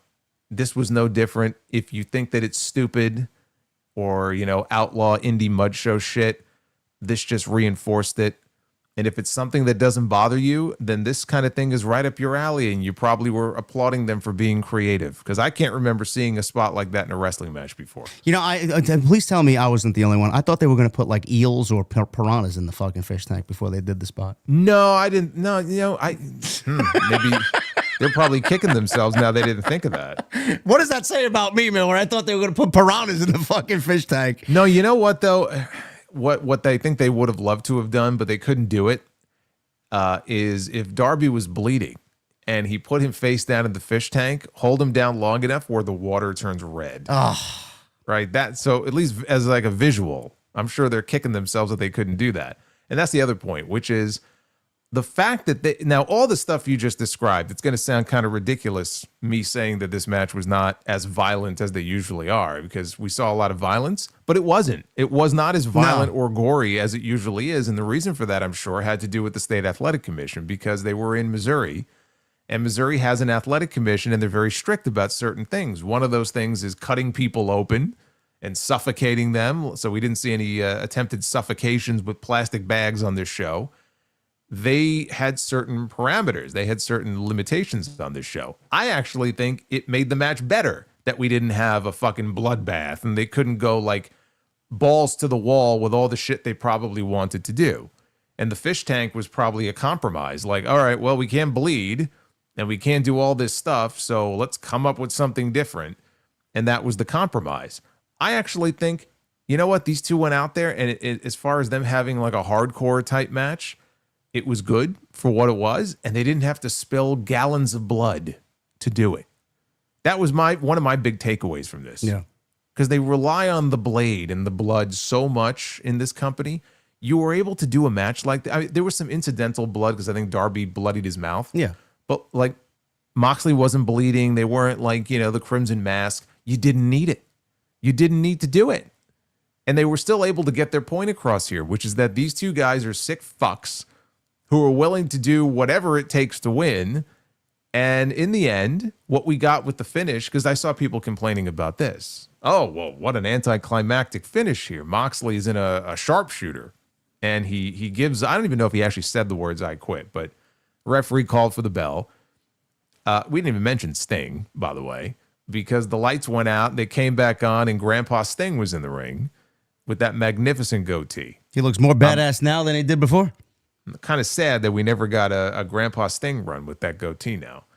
But he shows up and he fights off the Death Riders, and he took the baseball, and so did Darby. He took the bat and he smashed the fish tank. So now there's glass in the ring and there's a giant puddle in the middle of the ring. And the finish of the match, after Darby hits the coffin drop and the Scorpion Death drop, he puts the Scorpion Deathlock on, and Moxley is face down on the mat in this puddle, this glass puddle, and he gives up. And the story here is that when Jon Moxley has no help, when the Death Riders are disarmed and they're not around to help him out, he's a coward and he can't fight his own battles by himself.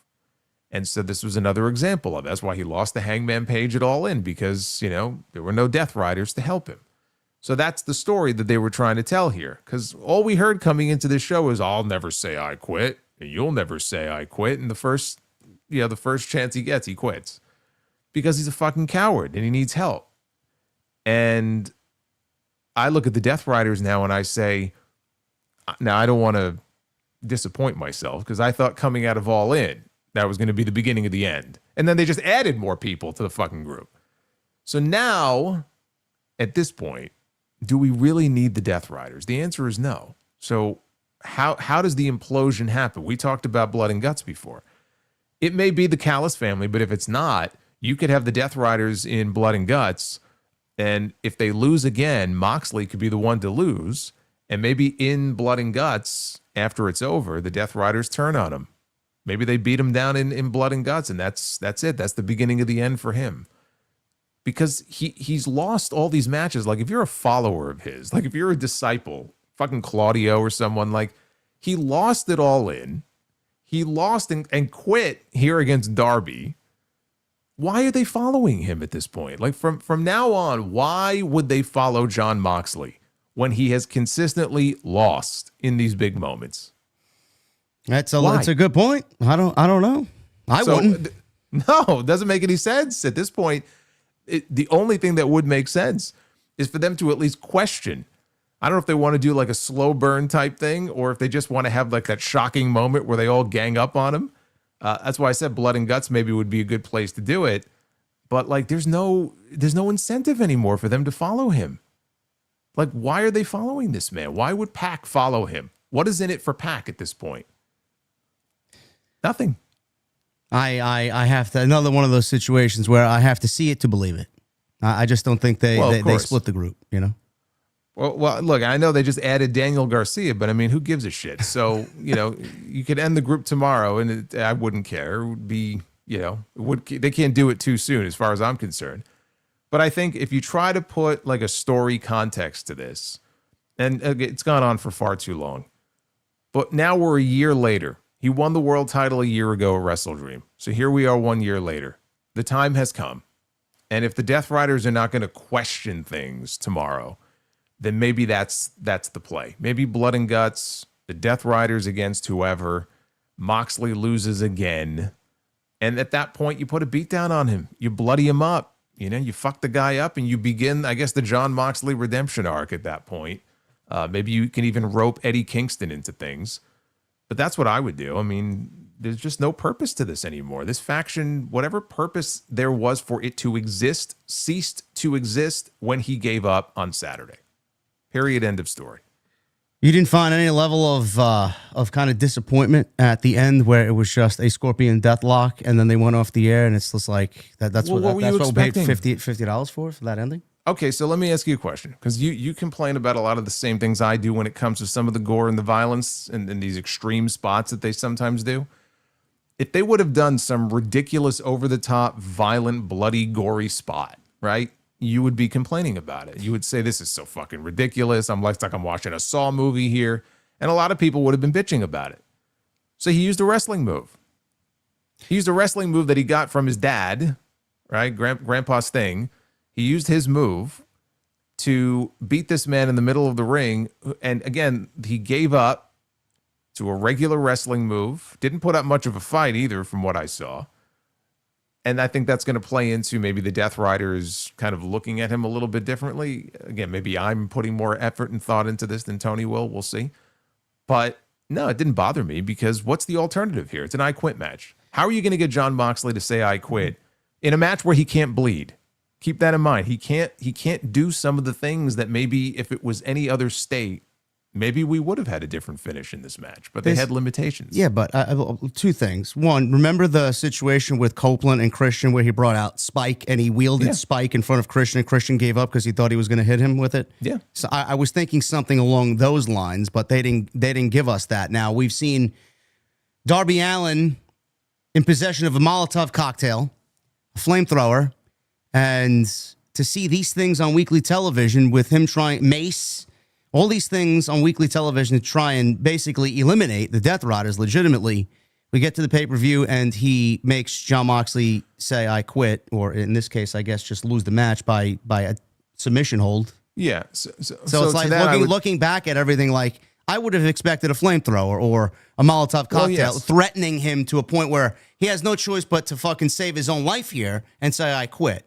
Not by a regular wrestling move that we see every week, and it's like, all right, I'm over. Goodbye.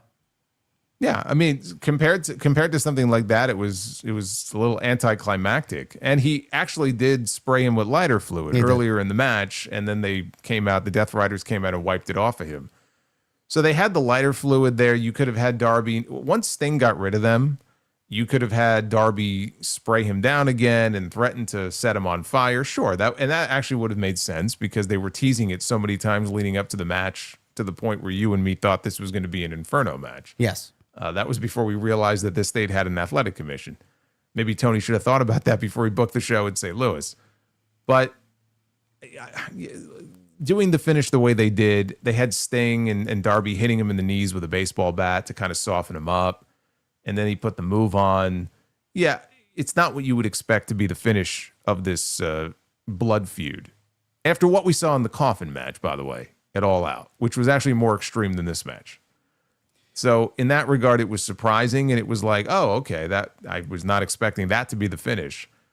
But I'm not going to sit here and tell you, man, I'm disappointed that he didn't actually set him on fire, or I'm disappointed he didn't, stick a fucking rod through his ear and kind of rip his ear off, or some gory shit that I would have expected them to do in this match here. It ended the way that I expected it to end, with Darby standing triumphant. He had the flag. He look, I think in Tony's mind, that should have been Darby celebrating with the championship right there. So like, where does Darby go from here?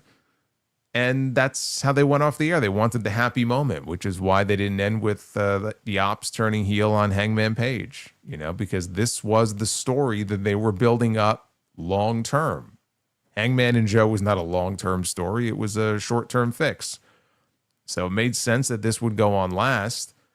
And hopefully it culminates the feud, and that's the end of it. Because, I mean, do we need more Moxley-Darby matches? I don't think that anybody is expecting that. I don't think anybody's hoping for that. Well, the first thing you'll hear on Wednesday, bro, when you turn on Max at 8 p.m., do,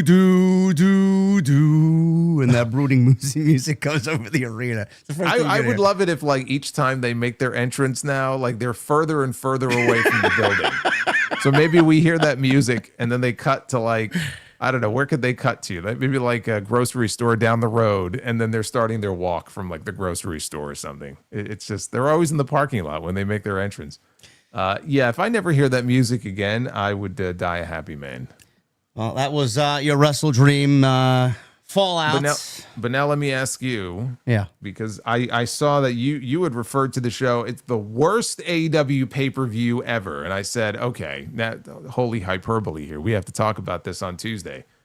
It was not the best AEW pay-per-view that I've ever seen, but it was not the worst AEW pay-per-view either. There was enough good shit on this show in terms of the matches that we got.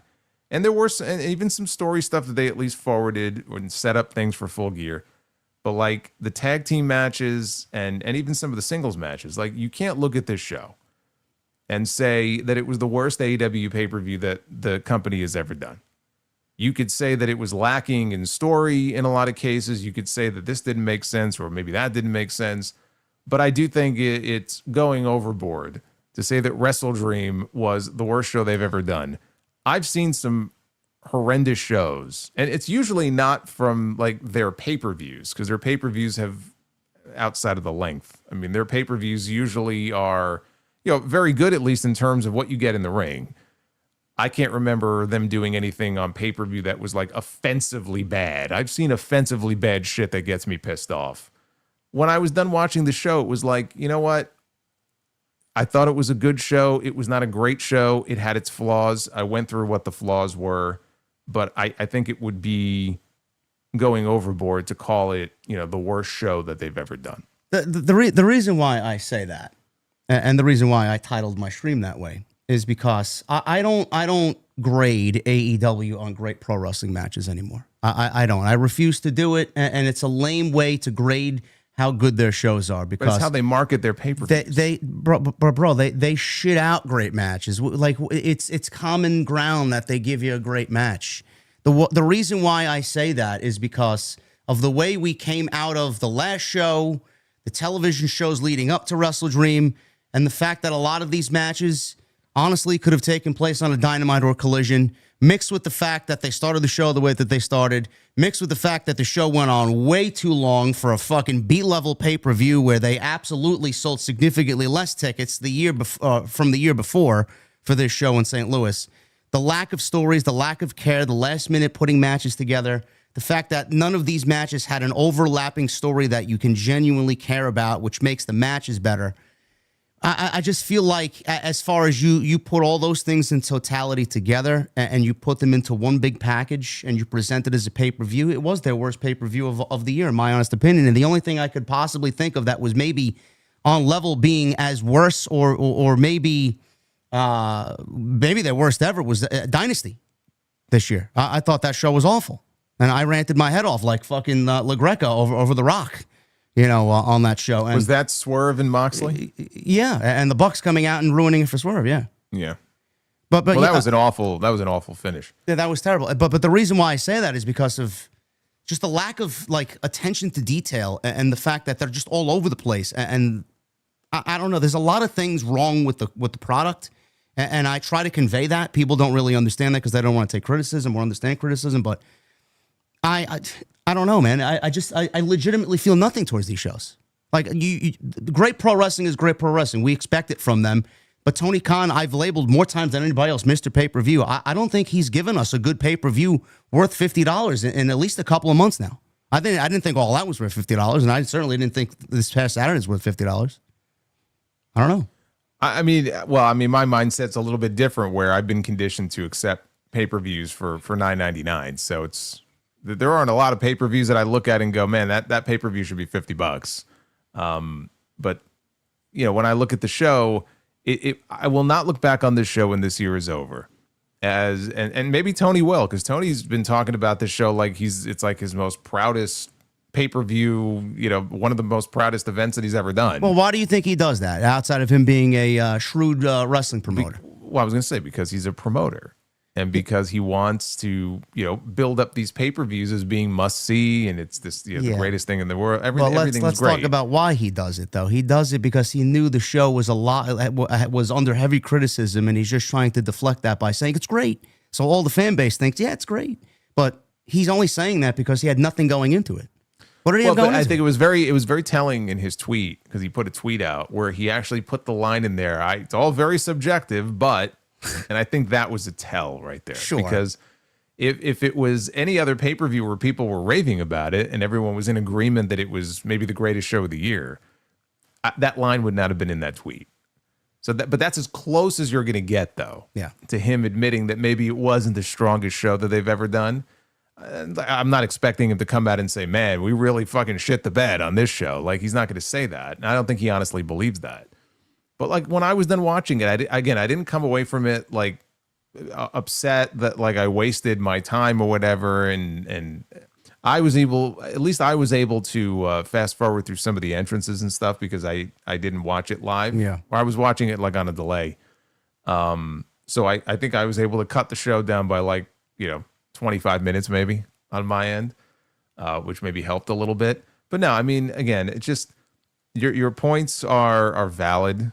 I didn't come away from it thinking it was the worst ever, but it was also not, in that sort of elite realm, because we know how great their shows have been in the past. We know they have it in them. They have the capacity to do it. It's just that a lot of the stories they're telling right now, they're not hitting like those stories were. Those pay-per-views that you probably look at as some of the best shows they've ever done, I'm sure the stories going into them, were probably a hell of a lot more exciting than what they have going on right now. What do you think their last true great pay-per-view was? I think their last true top to bottom great pay-per-view was probably Sting's retirement, that Revolution last year. I thought that was one of their greatest, maybe their greatest show ever, honestly. Yeah, well, that was one of their probably best shows they've ever done. God, they all blend together for me now when I try to think back to all these fucking shows. Like, what was the, I'm trying to think, Revolution. I remember hating what they did at Revolution this year. It was all the blood. It was all those big matches back to back to back. No. Revolution, I think it was the Copeland Moxley stuff. Oh, and then the Christian cash, and that's what it was. Yeah, that was, God. Yeah, I don't know. Maybe Revolution stands out because, again, it was just one of those shows that is probably in their top 5 that they've ever done. I don't know. They all kind of blend together. And a lot of the WWE shows to me now blend together too. It's going to be interesting when I look back at this year, when I kind of look at the end of the year stuff, and try to rank some of this stuff as far as like what goes where. Like the Texas show had a lot of good stuff on it.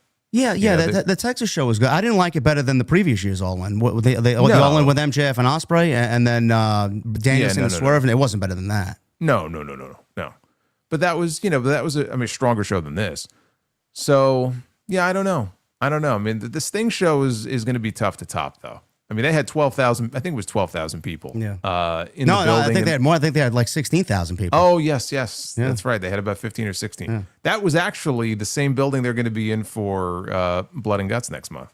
They're not doing 16,000 people. No, they're not doing anything close to 16,000 for that show. Not even close. You see, sickos, there could be a discussion in AEW or about AEW where it doesn't have to result in death threats. You see that? It's unbelievable. Anyway. They don't like criticism though. No. They don't take it well. No, let's get to some WWE stuff, and then I'll try and get us out of here around 3 hours and get it to your super chats. There's a couple of things I do want to talk about here. 2 things off SmackDown here, Jason. Number one, the return of Ilya Dragunov against Sami Zayn. He did win the United States Championship in what was probably one of WWE's best TV matches this year. It may be top 3, honestly. I know a lot of people. Go ahead. I just gotta say, I mentioned this on my show. Did you see the cage match rating for this match? I heard you talk about the cage match rating. Yes, it would rank what top 5? The cage match rating that this match got for that show on Friday puts it, at least as of a few days ago, maybe it's gone down since then, but it puts it in the top 20 greatest matches in WWE history. The cage match geeks, man, they're rewriting history one post at a time over there. It was good, but it wasn't that good. Now, I look at this, and I think if you pay attention to social media, you kind of knew Dragunov was coming back. First of all, he came back looking like more of a beast than he ever has looked. He's got this unbelievably Cody-esque dragon tattoo underneath his neckline. Well, it's more like Dom. Dom has that throat tattoo. Yeah. He looks unbelievable. He put on a lot of muscle. He's wearing a big, thick knee brace for his injury that he just came back from. He's exactly, bro, what SmackDown needs, and I hope they continue to add more people like that from NXT around Dragunov and just add to SmackDown, which right now I feel is just heavily depleted. Man, he is a breath of fresh air, and he brings just a sense of legitimacy that a lot of people in the company do not bring. Now, there was a rumor going around that Sami Zayn was the one who wanted to drop the championship to Dragunov. I mean, I don't believe those stories. I don't look at that as a valid thing. But I'm looking at this. Even though they did make the decision, I find it to be the right one.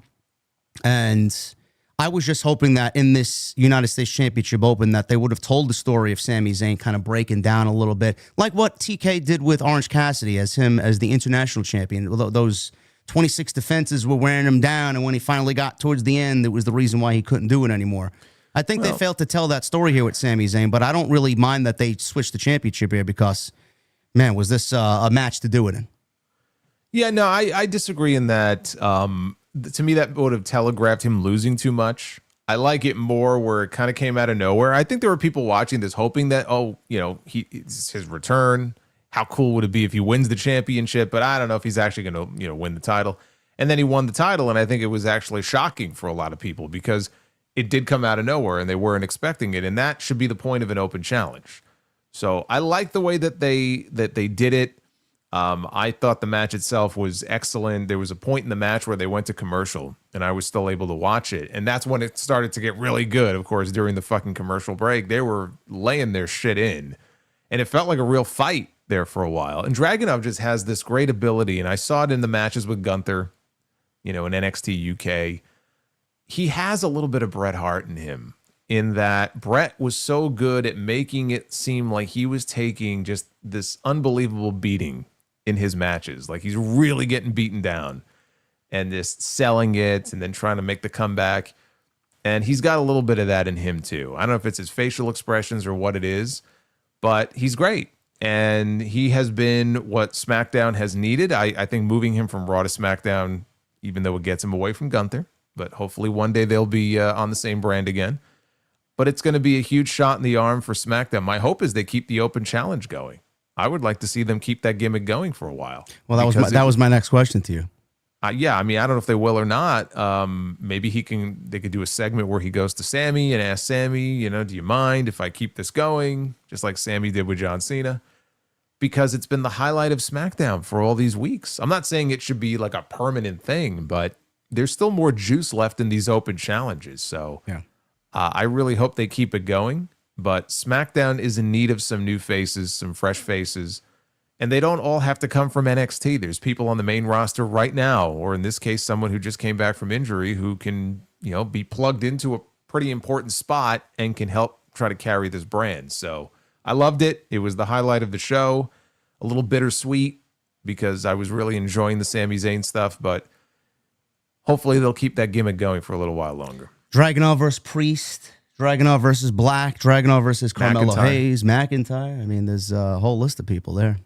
And the fact that Gunther's on the opposite show, maybe that's what makes the King of the Ring next year so special. Maybe they meet in the final of the King of the Ring.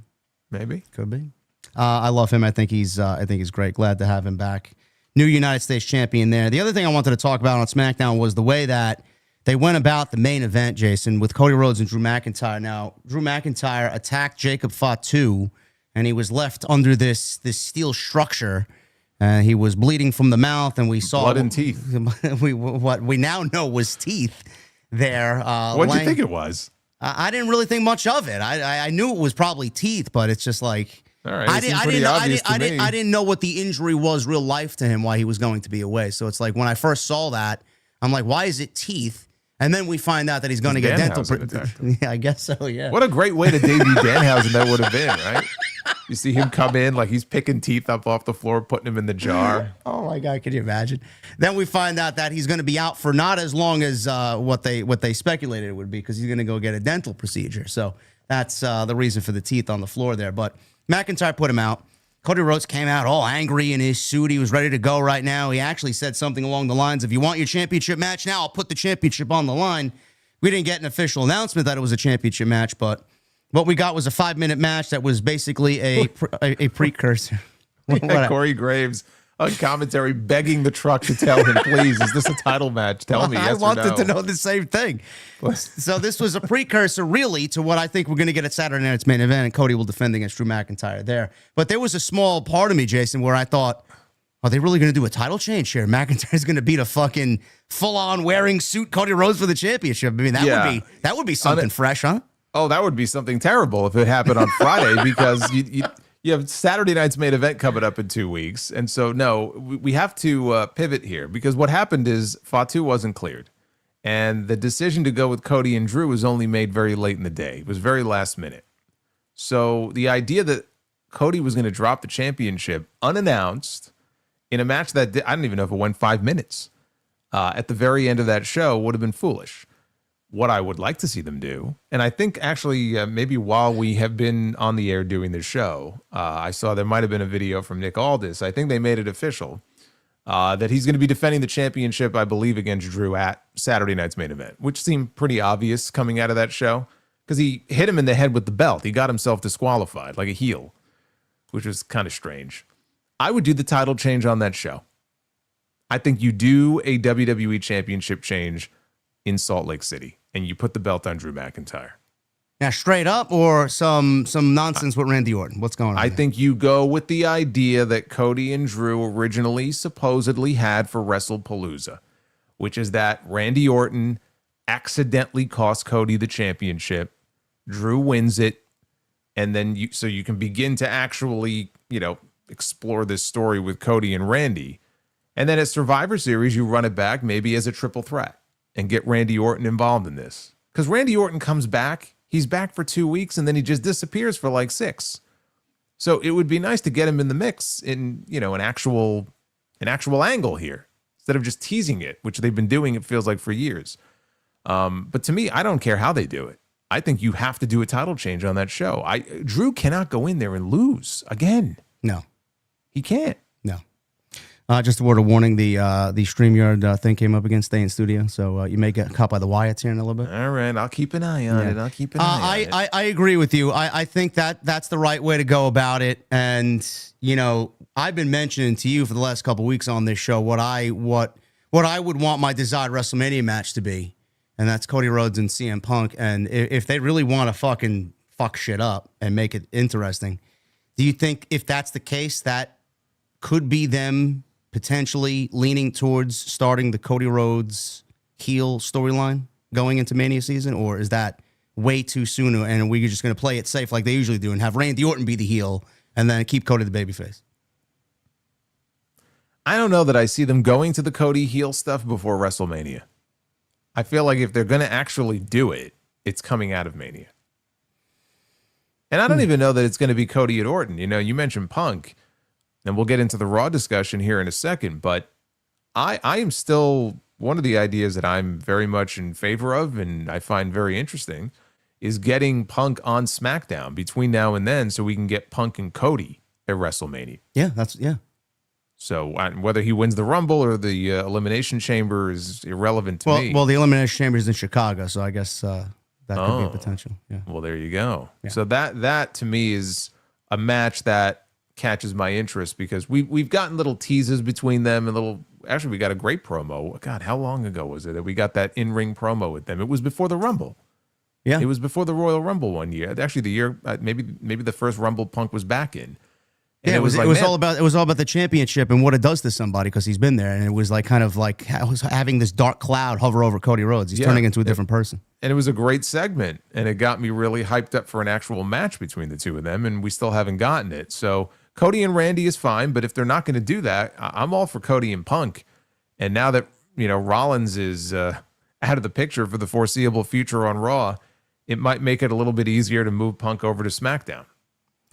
Yeah, I've been hoping for that move. So again, we'll see what happens. But Cody Rhodes McIntyre official now for Saturday night's main event. We got Jey Uso versus CM Punk for the vacant World Heavyweight Championship, and I would assume that they maybe add Asuka and Io. I think that works there. Maybe they do a rematch between Becky and Maxine. I don't know, but the rest. We're definitely getting a title match between them. Yeah. So we'll see what happens there. But Saturday night's main event is shaping up to be a banger, and hopefully there is less commercials than it would be if it aired on NBC. Well, it's setting up to be a banger, but not with the match for the World Heavyweight Championship that I was hoping for. No, which leads us into our next discussion here.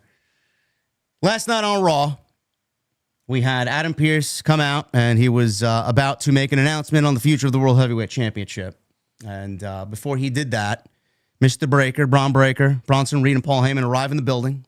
They exit an SUV, and around Bron Breaker's shoulder, Jason, is the World Heavyweight Championship. So before we even got an announcement from Adam Pearce on what his plan was, I'm like, that looks like a world champion to me, man. I don't know why we're taking the belt off. I'm just keeping it on him. But he came out wearing the belt. It looked almost picture perfect on his shoulder. He comes on out, and he's going back and forth with Adam Pearce. He doesn't want to give up the title. He's bullying Adam Pearce to say please and, show him some respect. So Adam Pearce obliges, and then Bron Breakker says, was that so difficult? And then he hands the belt not to Adam Pearce, but to Paul Heyman. And Paul Heyman then folds it up very nicely, hands it to Adam Pearce.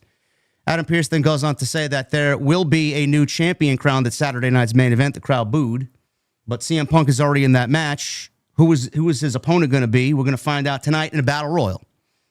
So Battle Royal is the preferred choice by WWE Creative, Triple H, to find us the other number one contender opposite CM Punk. So I'll stop there. I hate Battle Royals. I'm going to say that outright. I hate Battle Royals. I think they're very formulaic, very lazy, and it's just a collection of guys, half of which don't even belong in there. Now, I know they have very short time, Jason, between now and Saturday night's main event to get just from point A to point B, but we talk about them every week, playing it safe and just doing what is very basic.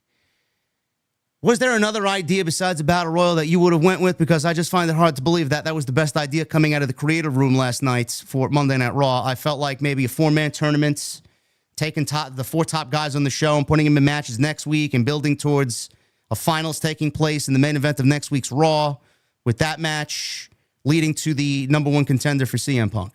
Or maybe an 8-man tournament that spreads out across last night's show, going into next week's show, and then into Saturday night's main event. How else would you have made it a little bit better instead of the playing it safe Battle Royal? Well, you really only had 2 options, right? It was either going to be a Battle Royal or you do a tournament. And I think even a one-night tournament on Saturday night's main event, I know there's other matches that they have to do, but a tournament, even if it wasn't the entire one, a one night, would have been preferable. Yeah. And honestly, I'm not even sure that we are going to get a new champion crowned on that show. Well, I still think there's a chance that they may hold off until Survivor Series. And if they do, and what I talked about was, and it's just kind of funny how it worked out, where we had a very similar situation almost 30 years ago. We're going into Survivor Series. We had the Deadly Game tournament because the World Championship was vacant. They had to crown a new champion. And in that case, I think they did the entire thing in one night. And that was like a 16-man bracket. So like every match was like 3 minutes long. So I'm not advocating that, but you could have a situation still where maybe there's some shenanigans. We don't get a champion in 2 weeks and they can push it off for a Survivor Series. Just an idea. And it's a fun one that I think would be worth at least considering. Just to go back to what happened last night, they chose the Battle Royal. They chose the path of least resistance because they love their Battle Royals. As Battle Royals go, it had its fun moments. It wasn't like a bad Battle Royal until we got to the finish. But they intentionally kept Bron Breakker and Bronson Reed out of it.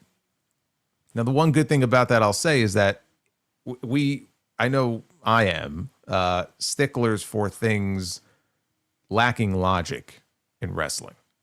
In this case, Adam Pearce made a logical decision because why would you reward what these men did last week by putting them in the Battle Royal, right? They're the reason why the championship was vacated in the first place.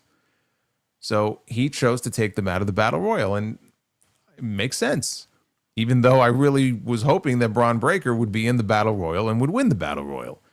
And by not putting him in there, and by just the whole way they followed up on that angle, I felt like they really threw cold water on a hot angle coming out of last week. Remember how amped up everybody was at the end of Raw last week? Of course they were. And you had Bron Breakker in the ring. He looked like a total badass. Going up to Bronson Reed and Paul Heyman, you're either with me or you're not. Make your decision, right? Your choice.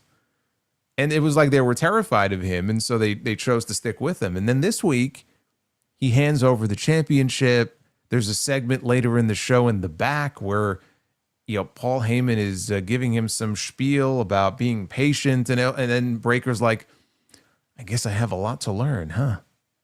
I'm like, how is this the same person that we saw at the end of the show last week? Well, to be fair, he also said there's a lot of people to beat up, too. Sure, but this was not the same Bron Breakker that we saw at the end of the show last week, where it looked like everyone was like terrified of him and he was going to lead the charge.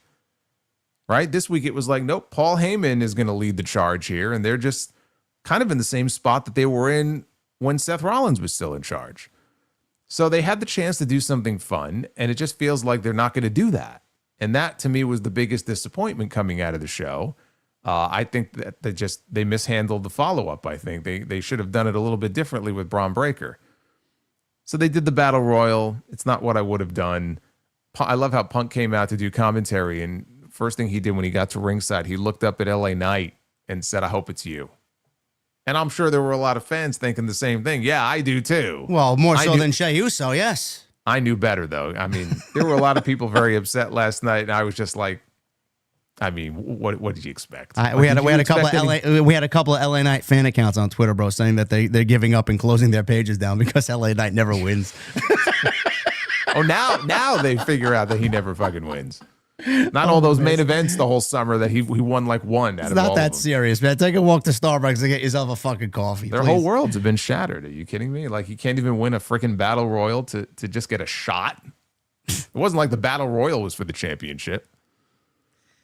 Listen, I said that same thing. As a fan, I hate it, but as like you're a fan putting yourself in Adam Pearce's shoes, I said the same thing. He made the logical human decision. Like, what would you do if you're him? You would not put them in the Battle Royal, but I would like to see Bron Breakker and CM Punk for the World Heavyweight Championship. But I said, there's no way that this match ends up declaring us a new champion. Like, there's no situation that's available where Bron Breakker and Bronson Reed, in 2 weeks, Bronson Reed and Bron Breakker are not interfering in that match. They're going to cause chaos there. There's not going to be a champion walking out of Saturday night's main event. So I hope that you are at least heading in the right direction where we get something crowned at Survivor Series, whether it's a little mini game or mini Deadly Games tournament or something that involves a lot more main event guys for that championship. But I don't want Jey Uso winning the championship because I think we've been there, done that. And I think a lot of fans have kind of, especially the online fans, and maybe not the fans in the arena, revolted against Jey Uso on the run.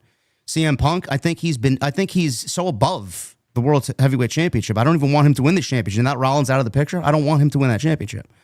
So I would much rather him go over to SmackDown by any means and just kind of eye the WWE Championship, because I feel like if Punk is going to win the World Championship, it needs to be at WrestleMania, not at fucking Saturday night's main event, because Rollins, unfortunately, is out for 7 months now. Well, not against Jey Uso either. No. It's like of all the ways for Punk to actually win the world championship, it's like against Jey Uso.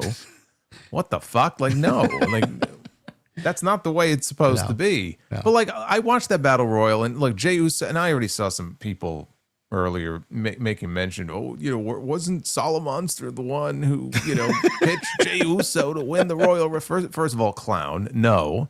I didn't pitch the idea. What I said, and I don't know that anybody else was really saying this, but going into the Rumble, I said, keep your eye on Jey Uso. Yes, you did. Right? I said, he's my dark horse pick because I could see them looking at him and saying, hey, let's, throw something surprising out there. And that's what they did. And at the beginning of the year, there was a story there, right? Jey Uso had never been world heavyweight champion before. And there was a story where he didn't believe enough in himself that he could do it. And so they went with him and Gunther. And at first it was like just sort of limping by. And then there was a point where they actually figured out, oh, we actually should probably try to promote this match. And then it got a little bit better. And then he won the title at WrestleMania. So at the beginning of the year, it was a very different situation than it is at the end of the year. He's already been to the top of the mountain.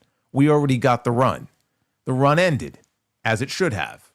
So I don't feel the same way now because we've now seen Jey Uso win the World Heavyweight Championship. He finished that story that they were telling at the beginning of the year. And so now it's like, I don't have any interest in seeing Jey Uso as World Heavyweight Champion again, because if he wins the World Heavyweight Championship, we all know where this is going.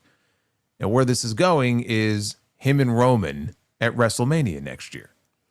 And Yes, because their SummerSlam match was so unbelievable, bro. We got to run it back. Yeah, I mean, their SummerSlam match was just fucking awful. But also, like, do we need to go back to this for the World Heavyweight Championship? No. No, we don't. They made the choice as far as a winner. And I'm not saying Jay's not over with the live crowds, and he sells merch, and that's probably why he's in this position. But they went with the least interesting of all the choices. And as much as I would have liked to have seen LA Knight get the spot, even though he probably would not have beaten CM Punk, there was a guy in that battle royal, and it would have made all the sense in the world. Except he had won the tag team titles earlier in the night. Yes. But you had AJ Styles in this battle royal, and there are people who have been clamoring to see CM Punk and AJ Styles in a singles match, which we have not seen since Punk came back to WWE. And AJ's talked about how his career is going to be coming to an end next year. So you had the chance here to be, unless they're planning something more formal down the road, and I don't know that they've thought that far yet. You had the chance to have CM Punk and AJ Styles to crown a new World Heavyweight Champion at Saturday night's main event. You can't tell me that would not have appealed to more people, like as a match, than CM Punk against Jey Uso. I said that to my friend Keith, who texted me during the show. I'm like, I'm pulling for Styles, and then 5 minutes later, he was eliminated. Yeah, you got dumped out. I think by the Usos, actually. I think they double super kicked him. Yes, they did. And they threw him out of the ring. And it's like, well, there goes that. So much for that. So, but like, that would have been a great time to actually get the match done. But they went with Jey Uso. So I was not happy about that finish. I think they went with the least interesting option. I don't think Jay's going to win the championship, but he could. There's a chance he could. And if he does, I'm telling you, that's the direction things are headed in. And of all the Roman Reigns matches to do at WrestleMania next year, that's not the one that I want to see. It really isn't. Yeah, I don't know where we go. I mean, the only positive come out of this is very unpredictable. You don't know which direction they're going to go. So if we're talking about, let's think this out. We're talking theoretically about a Deadly Games tournament or some sort of format for Survivor Series to crown a new world champion. If we get a fuck finish in 2 weeks in Utah, Saturday night's main event. Before you go on, yeah. If we get a fuck finish in 2 weeks, and if they could do a tournament, you can give Jey Uso and CM Punk a bye into the semifinals. Sure. Because they would absolutely deserve it. So they would be in the tournament, but they get a bye. And then you can just, build up. It could be like an 8-man bracket or whatever. But they would deserve at least a bye, I would think, into the next round. So you're looking at taking all these guys who we've been talking about for weeks, putting them in War Games to put them in this tournament, theoretically, which would then leave War Games open for the MFTs and the Wyatts. So the original War Games concept that we were talking about is not going to happen because we're going to give that up for a tournament to crown a new World Heavyweight Champion.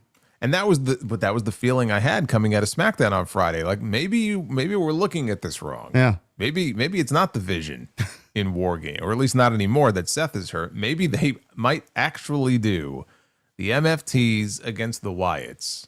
And the Wyatts would have to find another person. I assume that person would be Sami Zayn. And then you have a War Games match. And I mean, to me, that's ludicrous. Yeah. Just because the Wyatts and the MFTs haven't even really touched yet. Like, there's no feud. It's just starting. And you're going to do a War Games match. Like, just the idea of it just sounds so absurd to me. Well, they got 5 weeks to sell me on it. I don't think they can. Well, somebody reminded me on my stream the other night, and I had forgotten about this, that when they brought War Games back in NXT all those years ago, initially it was 3-on-3-on-3. So you could, theoretically, you could do the MFTs, you could do the Wyatts, and you could have a third team. And if they were to do this, what I like is the idea that maybe that third team is led by Sami Zayn, and it's a team of several of the men that he beat or wrestled in the Open Challenge. So you could have Sammy, you could have Dragunov, you could have Nakamura, and maybe Rey Fenix, and they could be like their own team, because the MFTs got involved in a couple of different Open Challenge matches, like the Nakamura match. That would make it a little bit more interesting to me than just straight up doing the MFTs and the Wyatts, but I just don't see there being a need for that to be a War Games match.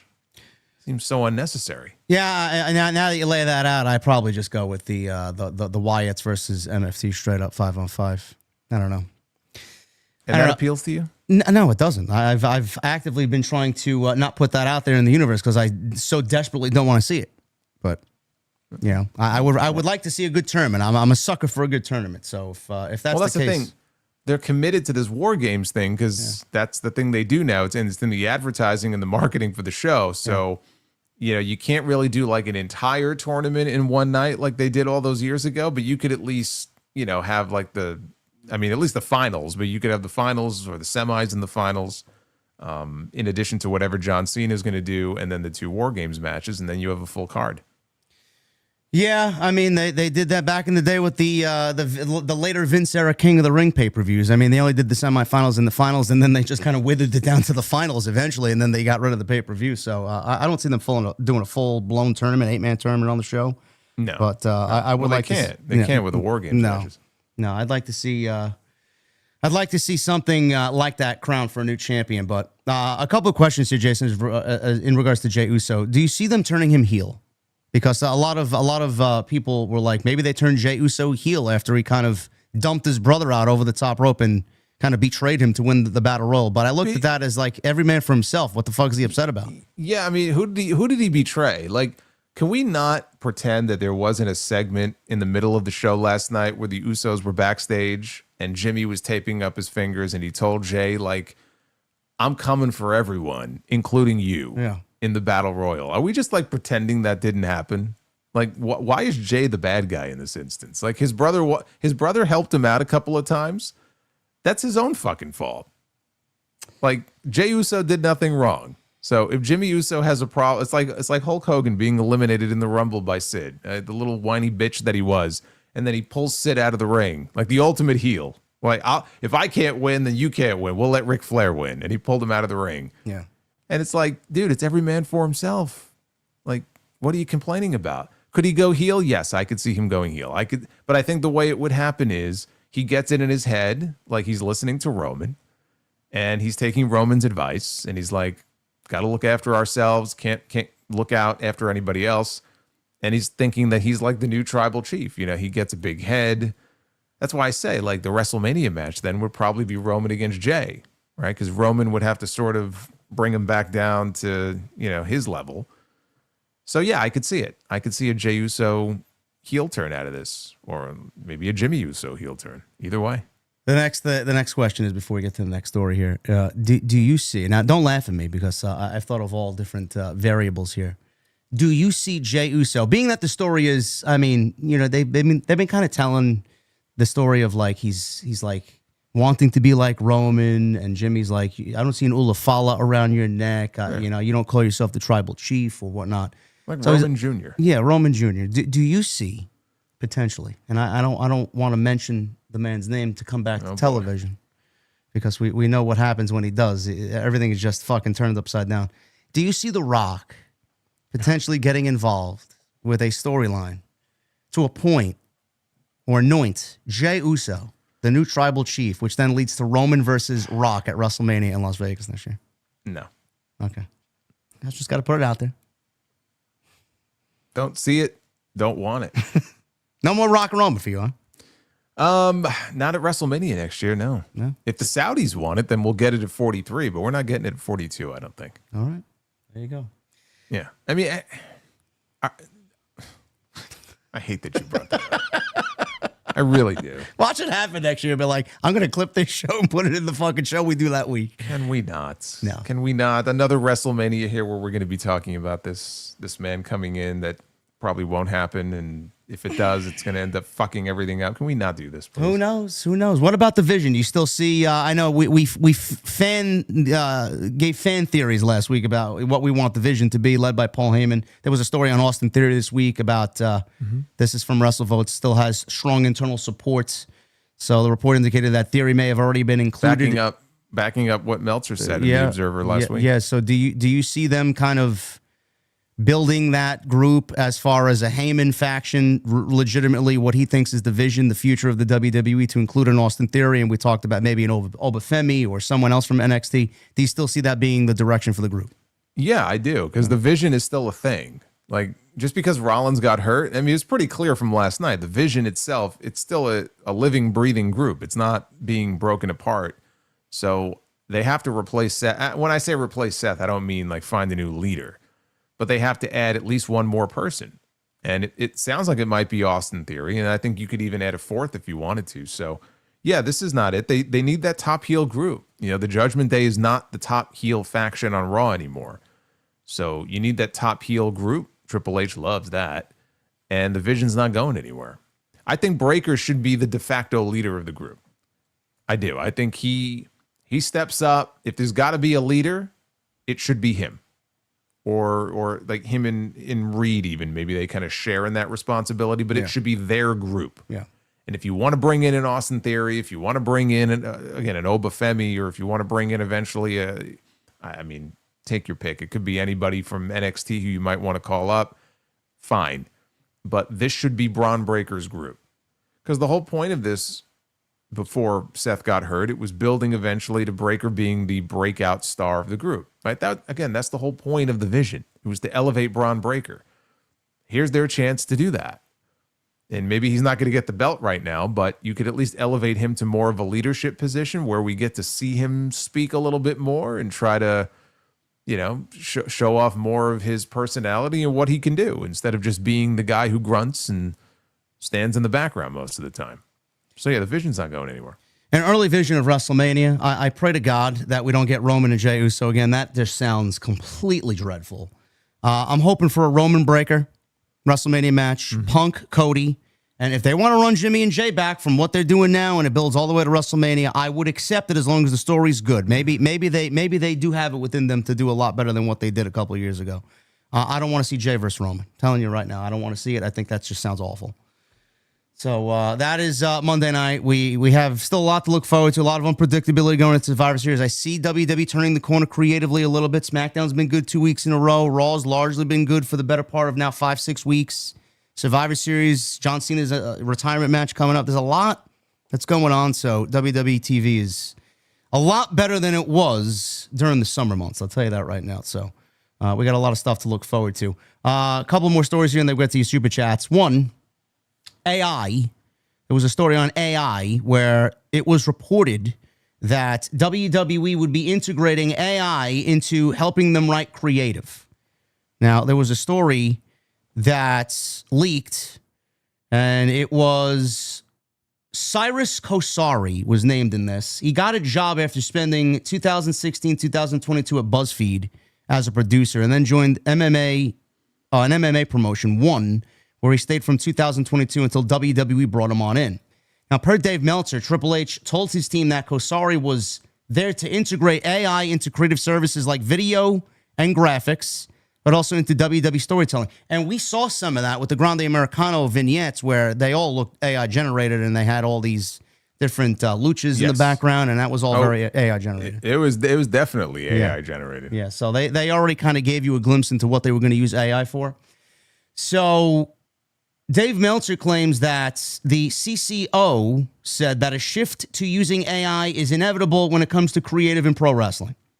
Now, WWE apparently partnered with a company called Rider AI, and they were already integrating WWE stories into it, feeding it WWE stories. And a Wrestling Observer source said the AI-generated creative was so absurdly bad that they gave an example of a program, and it generated a WWE story for AEW's Bobby Lashley, who it mistakenly thought was still with WWE, and a call for Lashley to play a character obsessed with Japanese culture and history. Now, I mean, I don't even. I mean, you know what though? It's still. How does it spit out? How does it spit out something as bad as his Three Sisters storyline, bro? I'm trying to see like what storyline is worse. Is that one worse, or is the one that Lashley said he pitched Vince McMahon once? Is that worse? Because he pitched a storyline where he gets really fat and out of shape and gains like over 100 pounds. And then this is what he pitched. And then he has to like, I don't know who it was, but like someone would like basically smack some sense into him. And then he would, get ripped again and get back in really good shape. And it would be like a comeback story. But he would have to get fat and out of shape first and start eating junk food and all that stuff. I don't know which is worse. I think that one might be worse. Because at least the other one, it's so absurd. Like, how could you not laugh at it? I feel like we got like Samurai Lashley on television every week. Like, it would just be so absurd. It's like a Vince McMahon storyline that nobody except him could think of, except AI. Can you imagine if like they programmed Vince's brain into this AI system, and it's like probably an AI like we thought he was gone, but now we have an AI version of Vince McMahon that Triple H and the creative team are turning to for ideas. Imagine, bro, Bobby Lashley coming out like Chris Farley in Beverly Hills Ninja. Yeah, that's what I'm visualizing. Like a lampshade on his head or whatever, like Raiden from Mortal Kombat or something. Oh my God, man, that would be He's fucking ridiculous. Obsessed with Japanese culture. Is he obsessed with Japanese women too? I don't know. I don't know. Valet. I don't know. But apparently, guys, if you enjoy this type of thing, I'm sorry to tell you, it's all been debunked. Fightful and Sean Ross Sapp learned that there's actually been AI tools at the disposal of the creative team for years. Lord Tenzai 2.0. I forgot about him. Oh, my God. Remember, what was his manager? Sakamoto. I think Sakamoto was his manager. You don't even remember this. But. No, that's I very much want to forget that. However, it's mostly been used as a glorified creative assistant to look things up, like the last time two wrestlers had a match. One source familiar with the process said that it would be more of a not starting with a blank page approach than write the show for us, LOL.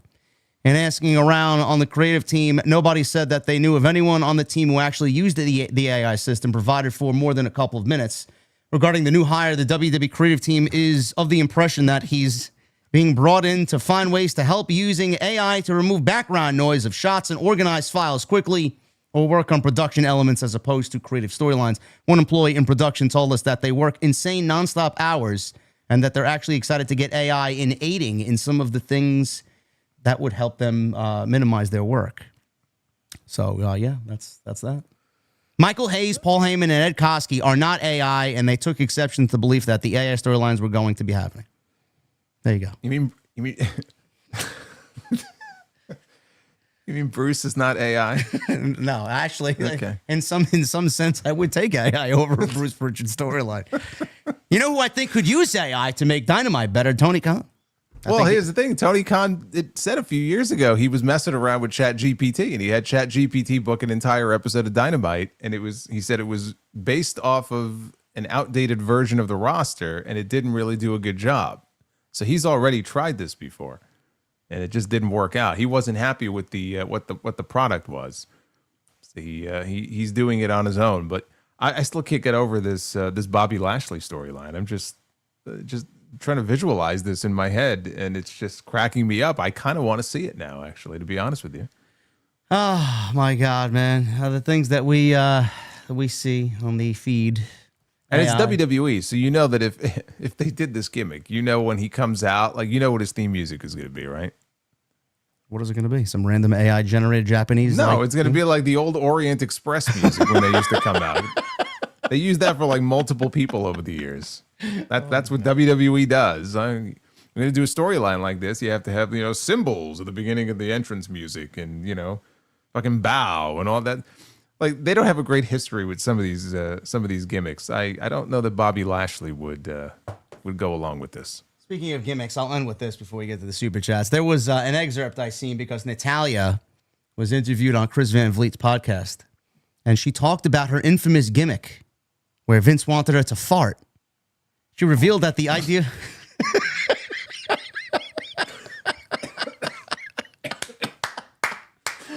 Oh, my God. This was brought up. I thought this Forgot would be about that. I thought this would be good content for the stream tonight. Natalya addressed this with Chris. She revealed that the idea was pitched to her by a writer who immediately distanced himself from the concept. She says, I remember with that idea, when the writer came out of the production meeting, he pulled me aside and made it very clear that this was not his idea. The writer noted it was the idea of Vince McMahon. He came out of the production meeting and he just kept saying over and over and over again, this is not my idea, but this is Vince's idea, and he really loves this idea. Now, the idea for this gimmick was a way to make Natty more entertaining. The thing with Vince is that he liked to do things that were a lot about entertainment, and he wanted to do something. I think he saw me as kind of a serious wrestler, so he's like, let's do something that's going to make Natty entertaining. And it was this character, eventually what I'm getting at with this Natty Nidefart character. Natalya Did hated. you say that? Was that the name of the character? That's what she said here. Yes, that's in the transcript. Natalya Nidefart character. Natty hated the idea, but agreed to do it because she wanted to prove that she was professional. But I was like, I don't want to fart. I just don't want to do that, she admitted. However, she put on a good face. But in true Natalya form, I smiled. I said, of course, I'll do it. Not only will I do it, I'm going to make this amazing. I'm going to own it. I'm going to show Vince that I'm not going to be the one that's going to be difficult. I'm going to be like my dad. I'm going to go out there and make it great. The sound effects were played off an audio recorder for about 6 weeks until fan feedback prompted creative to drop the angle completely. So there you go. Natty Nidefart, bro. We got to clip that of you just saying, I don't want to fart. Somebody has to clip that. Oh, man. See? There you go. We've all been there. Hey, we've all been there. So, hey. Yeah, Vince finds it entertaining. No shit. I'm shocked that Vince McMahon would find a farting gimmick to be entertaining. It's bad when one of the writers has to come over to you and before they say anything, like, don't be alarmed. This was not my idea. Like, when they start the conversation like that, it's a bad idea.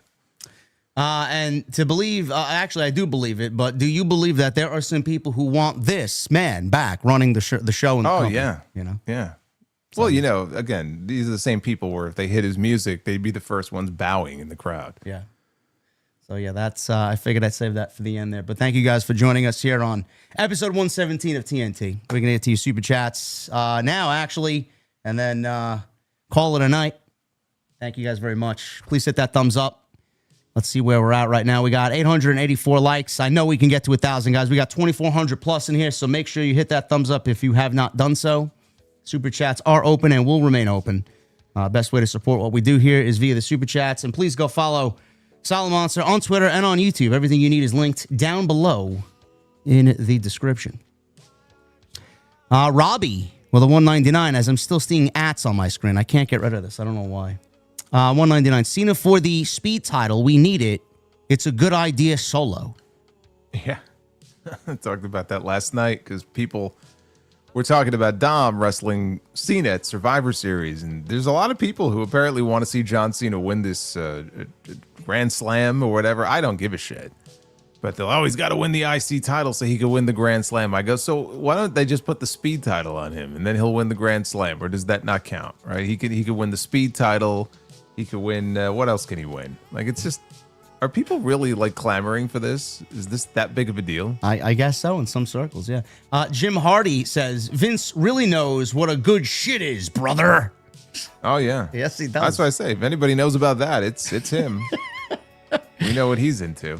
Michael Krause with a 2. The best of the best, TNT, JD, Jason, OTS, let's go. Yeah, thank you, Michael. Hardcore Kevin with a 10. What's up, JD Solo? I was thinking at the end of Cena's last match, Trump comes out, awards Cena some kind of Medal of Honor, and then Cena says to end the show, I'll be running for president. Crowd pops in DC. Yeah, no. No. We don't even know if Trump's going to be there. I know it was mentioned, but who knows? SB44 with a $10 super chat. Hi, JD. I think my main account, Dupless the Ghost, might be shadow banned here. I don't remember doing anything. All I know is I can't send super chats, and my comments seem like they're not visible. Well, I have to check in on that, bro. I will check in on that after the stream. Thank you for being here, no matter what, and thank you for your support, brother. I appreciate you. Boss Mo Jackson with a 199 TNT for life. Another fire episode. Thumbs up, 2 thumbs up. JD and Solo. Thank you, Boss Mo Jackson. Thank you, brother. Also says with 499, AEW and WWE can be dumbasses when it comes to the creative. At this point, no one is better than the other. The criticism is fairly and justly distributed. Yeah, well, they can't take any criticisms, bro. So I mean, all we want the show is to be better, but they take it in a very negative way. Lord Steph Lord with a $5 super chat. Sometimes I can't tell the difference between Ray Phoenix and Dragon Lee, but at least I don't hear Excalibur call him Ray FedEx, or however he used to say it. Did he used to call him Ray FedEx? I think he called him Phoenix. Phoenix. Something like that. Yeah, Ray Phoenix. He's got a weird way of pronouncing a few different things. Like pile driver. Sorry. Yes. Woke up the neighbors. At least he played the Moxley fish tank with Darby pretty seriously, and they kind of gave you that tone where it's like scary instead of laughing about it. Yeah, but you know they wanted to do that that visual with him bleeding and then the water turns red. Yeah. Jay Gordo with a 10. What's up, JD Solomonster? Cheers to you. Last week the world lost Sam Rivers of Limp Bizkit. For both of you guys, which is your favorite Limp Bizkit album? OTS for life, TNT for life? That's a good question, Gordo. Thank you. I'll let Jason answer that one. I don't know if I have a favorite album. There's some songs that I like. You know what song actually doesn't get as much, I feel like, love as some of the more, popular ones? Yeah. They had a song called Crack Addict that they used for, I want to say WrestleMania 19. And I like that song. So that's one song. Obviously, My Way. People talk about My Way. Album I can't help you with, but like there's certain songs that I like more than others. I don't know if you have a favorite actual album. Well, I mean, I was gonna say Significant Other, which is their second album. My favorite song by them is Rollin'. I think that's just a catchy fucking tune. Yeah. Every time it comes on in the car, I love, especially in the summertime, just kind of blaring that out the windows. But there's an album by Limp Bizkit, which is an EP that came out in 2005. It's called The Unquestionable Truth. It's very similar to what they did earlier in their careers, but it's a little bit more aggressive, a little bit more heavy, and a little bit more fine-tuned. Very straightforward. I urge you guys to go listen to that if you're into them or into that type of music, because it really flies underneath the radar for their type of music, and I think they really did a good job with that. It's only like 5 or 6 songs, but it's really good. So go listen to that. Yeah, there was another one actually also. They had a song called Behind Blue Eyes. Yeah. That's a pretty good one too. Yeah, they weren't a favorite of mine, but the 48 years old for Sam Rivers is way too young, bro. I don't know. I know Fred Durst put out something on social media where he was very emotional about it, but we lost Ace Frehley. I think someone before that, a rapper, I forgot his name, and then we lost Sam Rivers. So like they say, man, it's like, it's odd, it's weird, but they all come in threes. You always see something like that happen. It's like, it's just weird how the world works.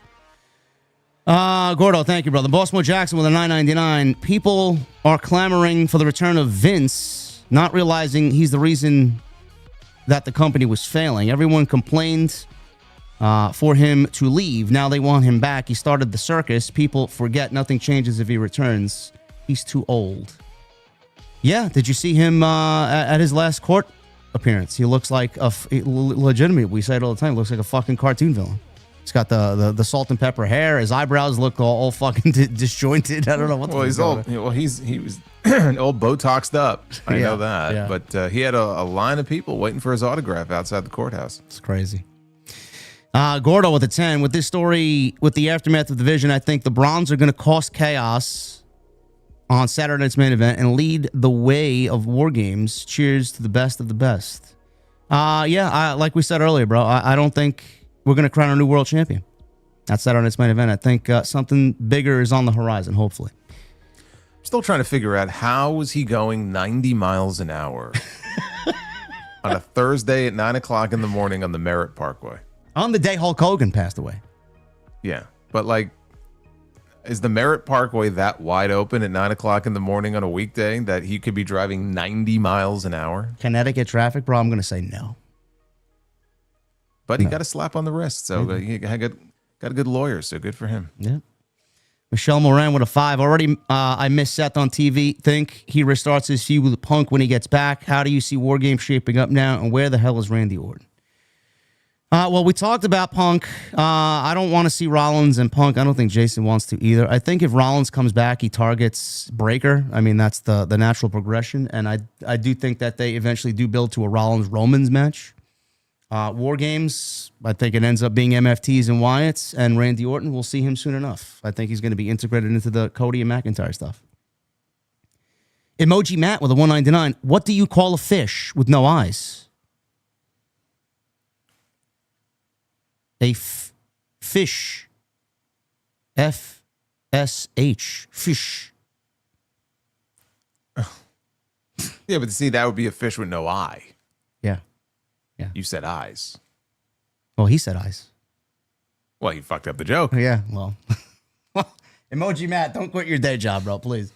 Also with a 499. Why did the tomato blush? Because it saw the salad dressing. It's cute. I guess, yeah. Also, with a 499, I don't trust stairs. They are always up to something. It's good. It's a little bit better. Sidro with a 2. I don't know any fish jokes. If you hear any, let me know.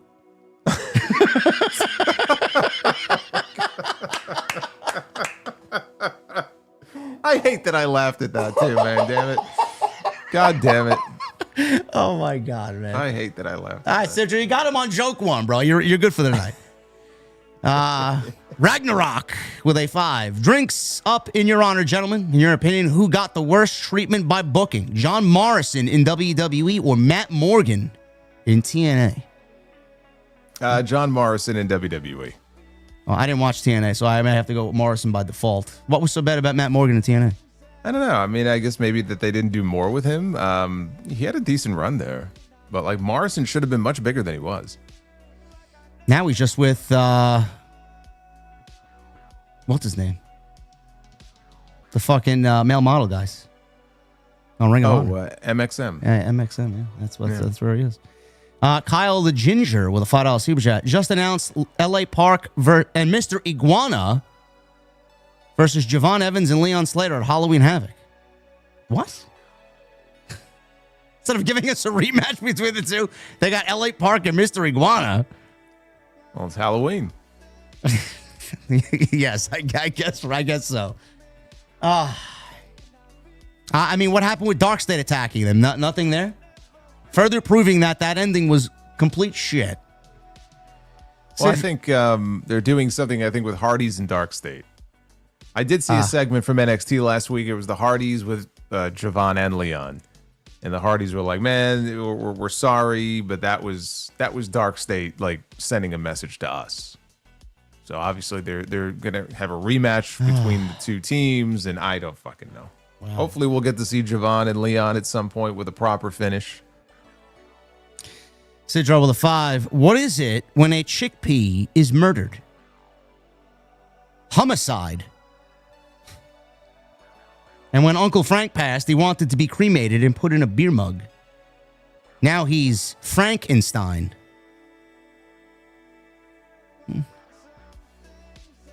All right. $2 Homicide was better. Yeah, yes. $2 super chat, Sidro. Leather armor equals best for sneaking. It's made of hide. $5 super chat. It calms my brain to watch an aquarium. Must be all the endorphins. Endorphins. I should have known inventing a boomerang with teeth would come back to bite me. Okay. Sidro again with a 5. My optometrist invented glasses with a built-in cooling fan for those uncomfortable summer days. He's a true visionary. That's terrible. My house is haunted by a chicken, a poultrygeist, a foul spirit. I plan to call an exorcist to help cross to the other side.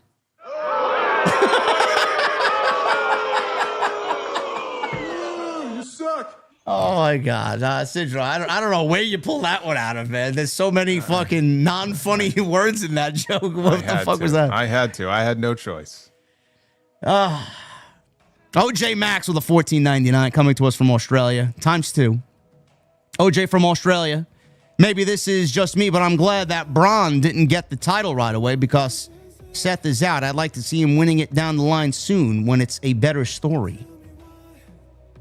And he says also, it's OJ again, I don't mind that Jey won the Battle Royal because it advances his storyline with Jimmy and Roman. I think we should just be patient with Jey's story and Bron's story. Wow, man, look at that. Level-headed super chat comments. Look at that. They do exist. They do exist. You're not wrong, Jay. You're not wrong, OJ. I think that's a great way to look at it. I know Jey Uso gets a lot of flack because, they just constantly push the Samoans. And it's something that, I'm sure Triple H does it because Netflix likes it. TKO likes it. They know where their bread is buttered, bro. We got Mo Al K with a $2.79. Thoughts on Warner Brothers being up for sale? Don't care until it's actually sold, bro. we already knew this was where it was headed. Yeah. I think we kind of, I know I did. I talked about this weeks ago.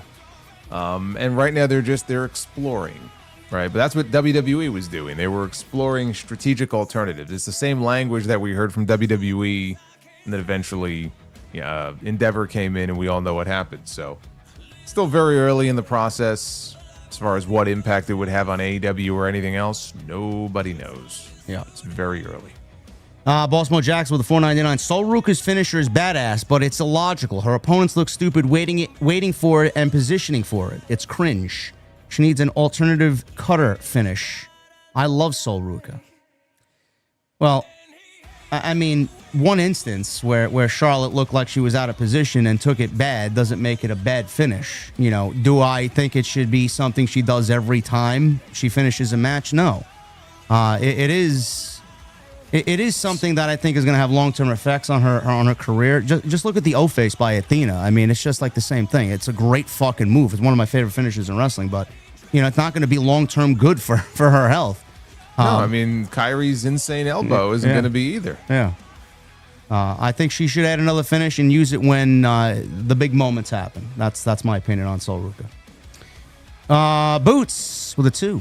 Jey and Punk, 4 letters, 1 word. Yawn. Yeah. That's how I feel about it. You forgot to do the not official until you add that in there. Bossmo Jackson with a $1.99. What do you call a cheap circumcision? A ripoff. Sidro with a 5. Met an elder that said he's a city with pyramids. I called him a crazy old Giza.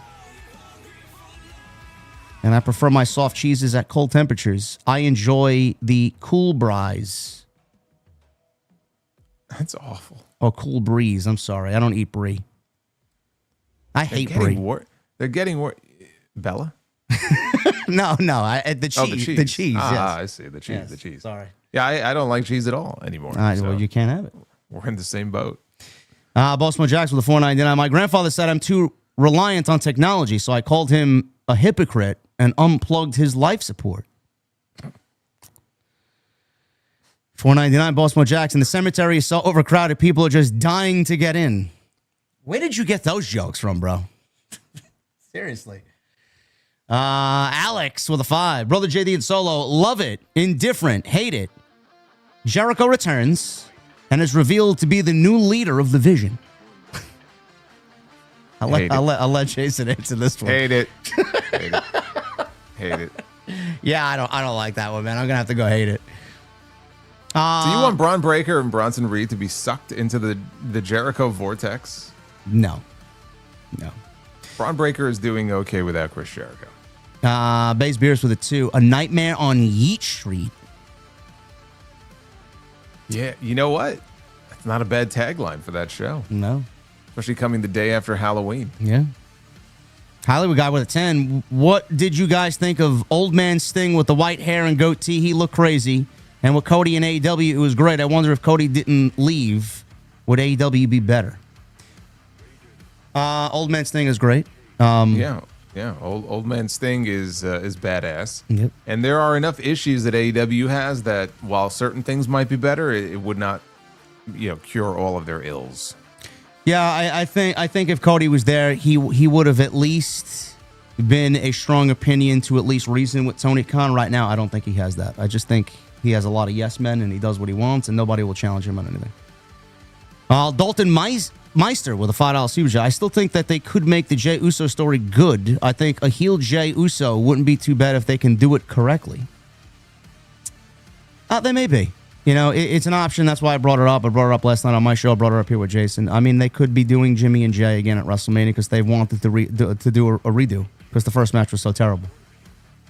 So, I mean, as long as they try and get Jimmy over to a point where he's on equal level to Jey, I don't know what the fucking point is, if not, honestly. Dragon, 8800 with a $19.99. Appreciate your work, guys. Glad to be part of the family. Appreciate you, brother. We are happy to have you. We're also, about 30 away from 1,000. There you go. You guys can do 30. I know you can. Bro Mobile with a 5 coming to us from Australia. Call me crazy, but I would have loved Jimmy Uso winning over Jey. Jey could have been shown being jealous, furthering the split while Jimmy gets some love.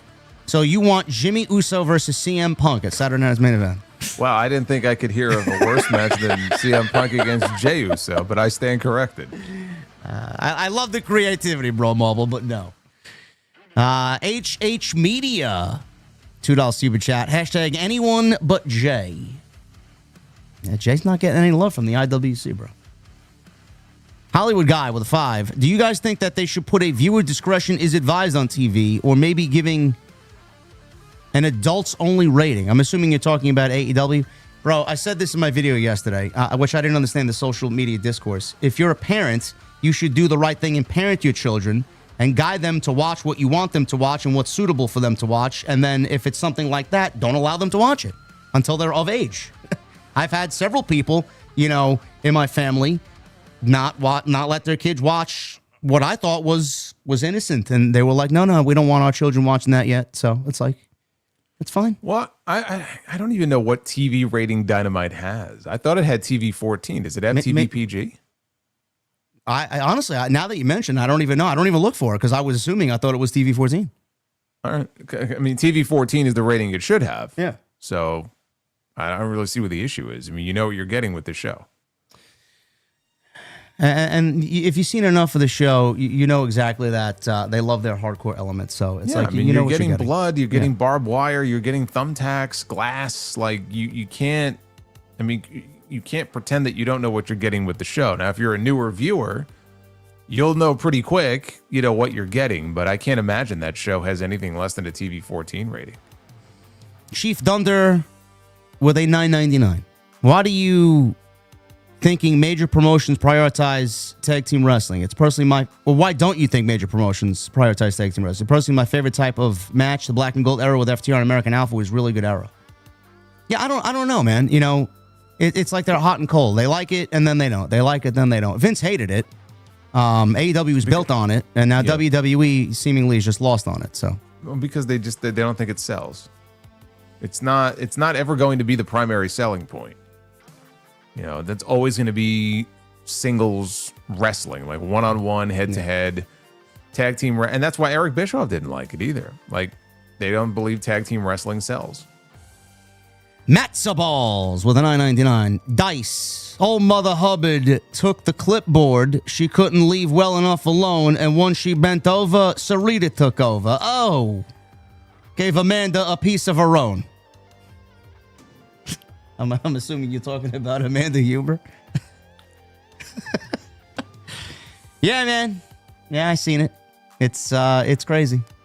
Josh D from Connecticut with $1.99. Takeshita Okada versus Brodito was awesome. It was match of the night.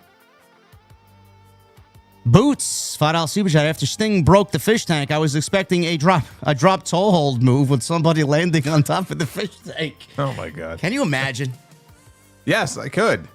That's what's scary. It was scary enough with him breaking the fucking glass and it flying everywhere. If it was any other state, we might have actually gotten it. For Illuminati with a 2, Dragunov versus Hayes gonna brew again. Yeah, I like to see it. More Carmelo Hayes, especially for that middle of the card championship. Yeah, I'd like to see it. Base Beers with a 2. I want to know, have you ever seen The Rain?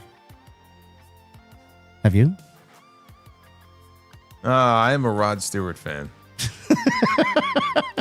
Which is why I didn't get the comment. JD's never in a million years going to get that reference. Sora X with a $20 super chat. Hey, JD and Solo, do you think WWE goes the route of Reigns taking the title off Punk or Jey at the Rumble? They have Breaker win the Rumble. With Chamber in Chicago, you have Punk win it to face Cody. I don't see them doing that. The only part I like is Punk winning the Chamber in Chicago. And getting Cody. Saying whether I like it or not, but if the question is, do I think that they're going to do that? The answer is no.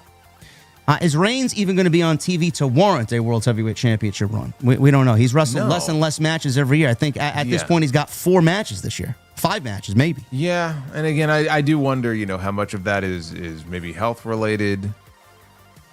He's never going to be. I don't even know that he's ever going to be really fully part-time again. Like, this is whatever's less than part-time is pretty much where he is at this point. Yeah. And I don't see that changing. Code 5150 with a 5. Can I fantasy book? Cena beats Dom for the IC title, then drops it to Sheamus in an open challenge at Saturday night's main event. No better way to spend a Tuesday night.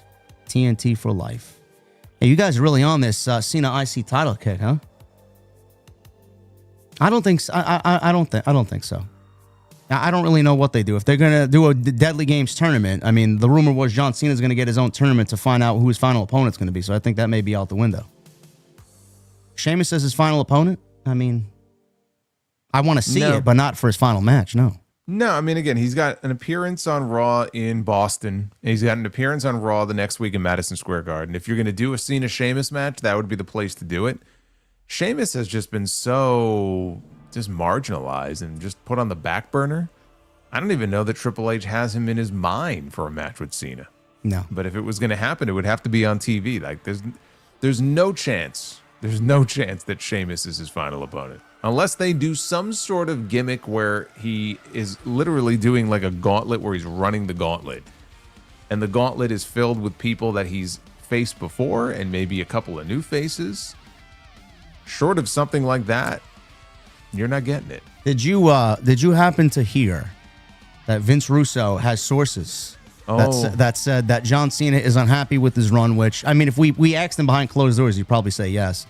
And that he's so unhappy that he's open to the discussion with AEW to go over to AEW. You hear this? Yes, I've heard this. What'd you think? What did I think? What did I think? He says. I think you need to stop listening to John Cena updates from Vince Russo. Okay. I'm going to say Coachman was his source. That's all I got to say there. The only thing I could remotely believe is that there was an inquiry made about the possibility of Adam Copeland being allowed to wrestle John Cena. Maybe in his final match. And even that is very unlikely, but that's the only thing I could remotely think of, that maybe there was some sort of outreach made by someone who knows someone, but no. All right. Well, if that's the case, bro, we let Andrade out of his 1-year contract, have him go to AEW right now in exchange for Adam Copeland to wrestle John Cena in DC. Sounds like a fair deal. It's never going to happen. There's no fair deals to be made between these two companies. They fucking hate each other. I know. The rest, the talent doesn't hate each other. It's just the idiots who are very petty and don't want to deal with each other. The suits, they hate each other. The suits don't like each other. No. Base Beers with it too. AJ should have won his debut match, the Rumble 2016. He had a great year in 2016. A lot better than I thought he would have. He was always the TNA guy, even though he hadn't been there in a few years. Yeah. So I did not expect him to do as well as he did. I mean, think about what he did that year, right? He wrestled Roman Reigns twice, back-to-back pay-per-view main events for the title. Yep. He beat John Cena twice, clean at SummerSlam, and then he won the WWE Championship. That was all in his first year. Man, that shit's unheard of for a fucking guy that Vince didn't create himself, Well, outside of Ric Flair, yeah. I mean, you can't really find another... I mean, off the top of my head, I can't think of another example of like a top guy who was treated with such deference in that way. It would have been nice if Sting was one of those guys, but didn't work out that way.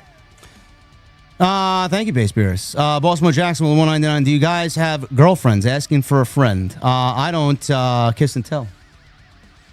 I don't know about Jason, but Telling for who asked this question? Baltimore Jackson. Baltimore Jackson's asking for a friend. Tell that friend to that they're being too nosy and to mind their own business. With love from the Solomonster. Nick H. Red with a 5 coming to us from Australia. Hey, JD Solo, if Jey does win the world title instead of... let me see. I think you worded this wrong, bro. If Jey does win the world title instead of Jey and Roman, what if it's Sammy and Jey at WrestleMania? Keep up the best show on Wednesdays. I guess it's Wednesday for you. That's why you're in Australia. I don't want Jey Uso to be the world champion. Yeah, no, I mean, I don't even have an issue with like Jey personally, but Jey Uso as world heavyweight champion at this point, having already seen it, it's been done. It doesn't appeal to me.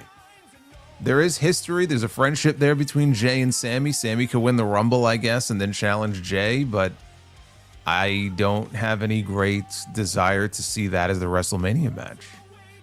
And I think if Sammy eventually wins the championship, it should be from someone like a Drew McIntyre. Yeah. Who he's never been able to beat.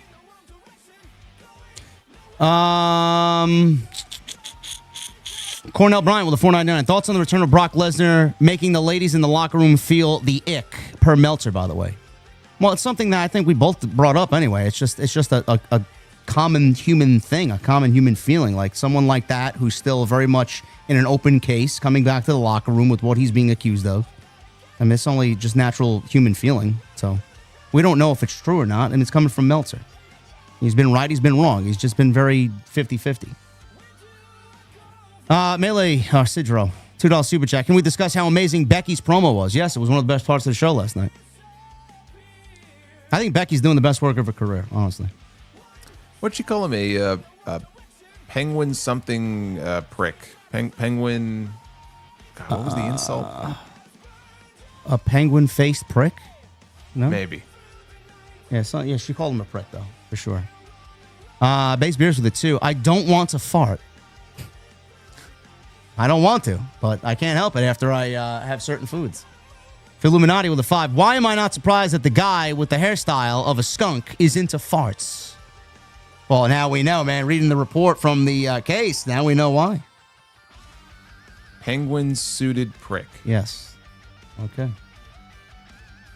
Hooligan says it's penguin-faced prick. Either way, she called him a prick. Emoji. I wonder if that was a play off the whole Braun Strowman, Paul Heyman stuff. His show, by the way, debuts after SmackDown Friday. Braun Strowman. Emoji Matt with a $2 super chat. Rest in peace, Sir Mo. Yes, I'm sure Jason was going to talk about that as we sound off later. Keandra Blue with a 199. Def Rebel in 06. My name is finally I Love to Fight. Def Rebel in 06. My name is finally I Love to Fight. Finley. Oh, Finley. What'd you say? My name is Finally, finally. bro. I was looking at it and I'm like, why am I seeing finally? How is it? Wait, how is it spelled? It's spelled not finally. It's spelled Finally. Finale. Oh, it's Finley. Okay, Yeah. so you said my name is finally. I love to. I don't know why. It's like one of them fucking Mandela effect things, bro. Furious Nation with the 48 months. What's up, JD Solo? Great stream tonight. There's one person that's glad that Triple H is taking over from Vince. It's Randy Orton. I guess so. He's never on TV. He gets paid to not be on TV. What's not to like? Base- Like Britt Baker. Base- Britt Baker gets paid to not be on TV either. Yeah, that's fucking weird. $2 super chat from Base Beers. Vince swerves when he drives. He does. He does. I could see that. I could see that blasting in his fucking BMW Can you too. imagine he's blasting Swerve song as he's driving down the Merritt Parkway at 91 miles an hour?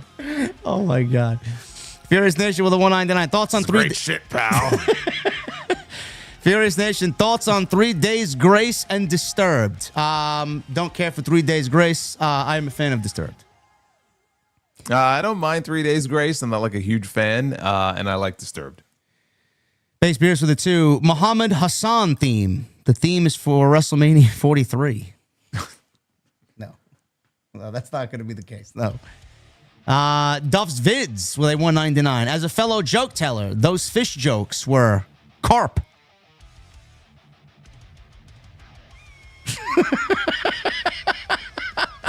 I don't get it. I guess that's Okay, yes, I get it. Yeah. Yes, I get it. Oh, we got a 199 from Janelle Grant. I hate all these new neck tattoos. What about you? I don't really care. If you want to ink your body up, then so be it. It's better than a face tattoo. Yeah. Alex with a 5. TK said he would love Britt and Jericho back in WWE. Is that a strange way of saying I wish them success in WWE? Yes, it is. He has everything in his power to bring them back, and he doesn't do it, saying, I'd love to see them back in AEW, as if he's not the reason why they're all fucking TV. No, with Jericho, I don't think it's his choice. Oh, TK's? Yeah. Well, just let him ride out his contract. I mean, what else is there for Jericho to do back on television? Just pay him and keep him off TV. Pretty much. But like Britt, if you wanted her back at work, I'm sure she's ready to go. Yeah. Jericho, I think, has his eye out the door. Metal Rules with a 5. It's a different topic, but JD, you should check out a band called Lorna Shore. I have, and no, Metal Rules. It's what I call noise, not my type of extreme metal. Alex with a 5. Sorry, I meant he would love them back in AEW. Yeah, he says that, but he doesn't. Captain Solo with a 5. Al Snow into the WWE Hall of Fame, yay or nay? And did you hear about Raven now battling Parkinson's disease? Yes, I did on that. That's very sad to see. And Al Snow, Jason, Hall of Fame? You know, he didn't just wrestle for them. I mean, he was part of the Tough Enough show.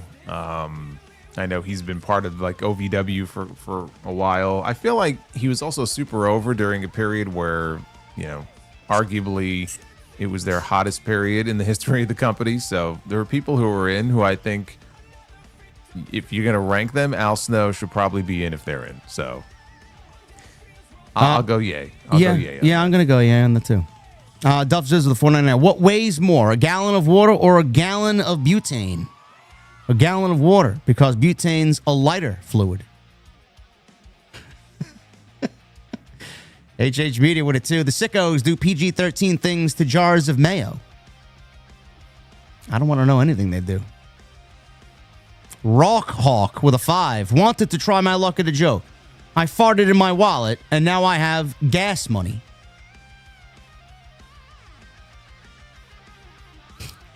Base beers with it 2. Anyway, $4 a pound. I'm guessing you're talking about the carp? He has a fish emoji there. B Money with a $4.99. If WWE does Dom versus Cena at Survivor Series with the show being in Dom's hometown of San Diego, would the crowd be split 50-50 or get cheered equally? It's a good question. I don't know. Yeah, I mean, he's pretty over every week now. So I still feel like Cena will get the lion's share of the reaction. I don't know that Dom is going to necessarily be like booed as much as you would expect, though. I think it might be it might be a little bit of a split, but you're still going to get mostly Cena. Like, people are coming out to see Cena wrestle for the last time. They're not going to boo him. No. Leo Diaz with a 499. Gunther beat Jey for the belt and then lost it to Punk. Do you think there is a possibility that Gunther returns on Saturday night's main event? To do what? Cause chaos in that match? No, it would be the Vision. They have every reason because they were left out of the Battle Royal. Yeah, I mean, again, if the plan is for him to wrestle Cena, then why is he getting involved in the World Heavyweight Championship picture now? I don't know. Let's keep him off TV until we decide on what John Cena's doing. Wow, Triple H is writing into. I'm impressed. AJ's meeting with it too. I just watched Ricky Stenicki and it was hilarious. Ricky Stenicki was a good movie. Yeah, that was a funny one. Yeah, I enjoyed most of that. Duff's Vids with the 199. How many apples can grow on a tree? All of them.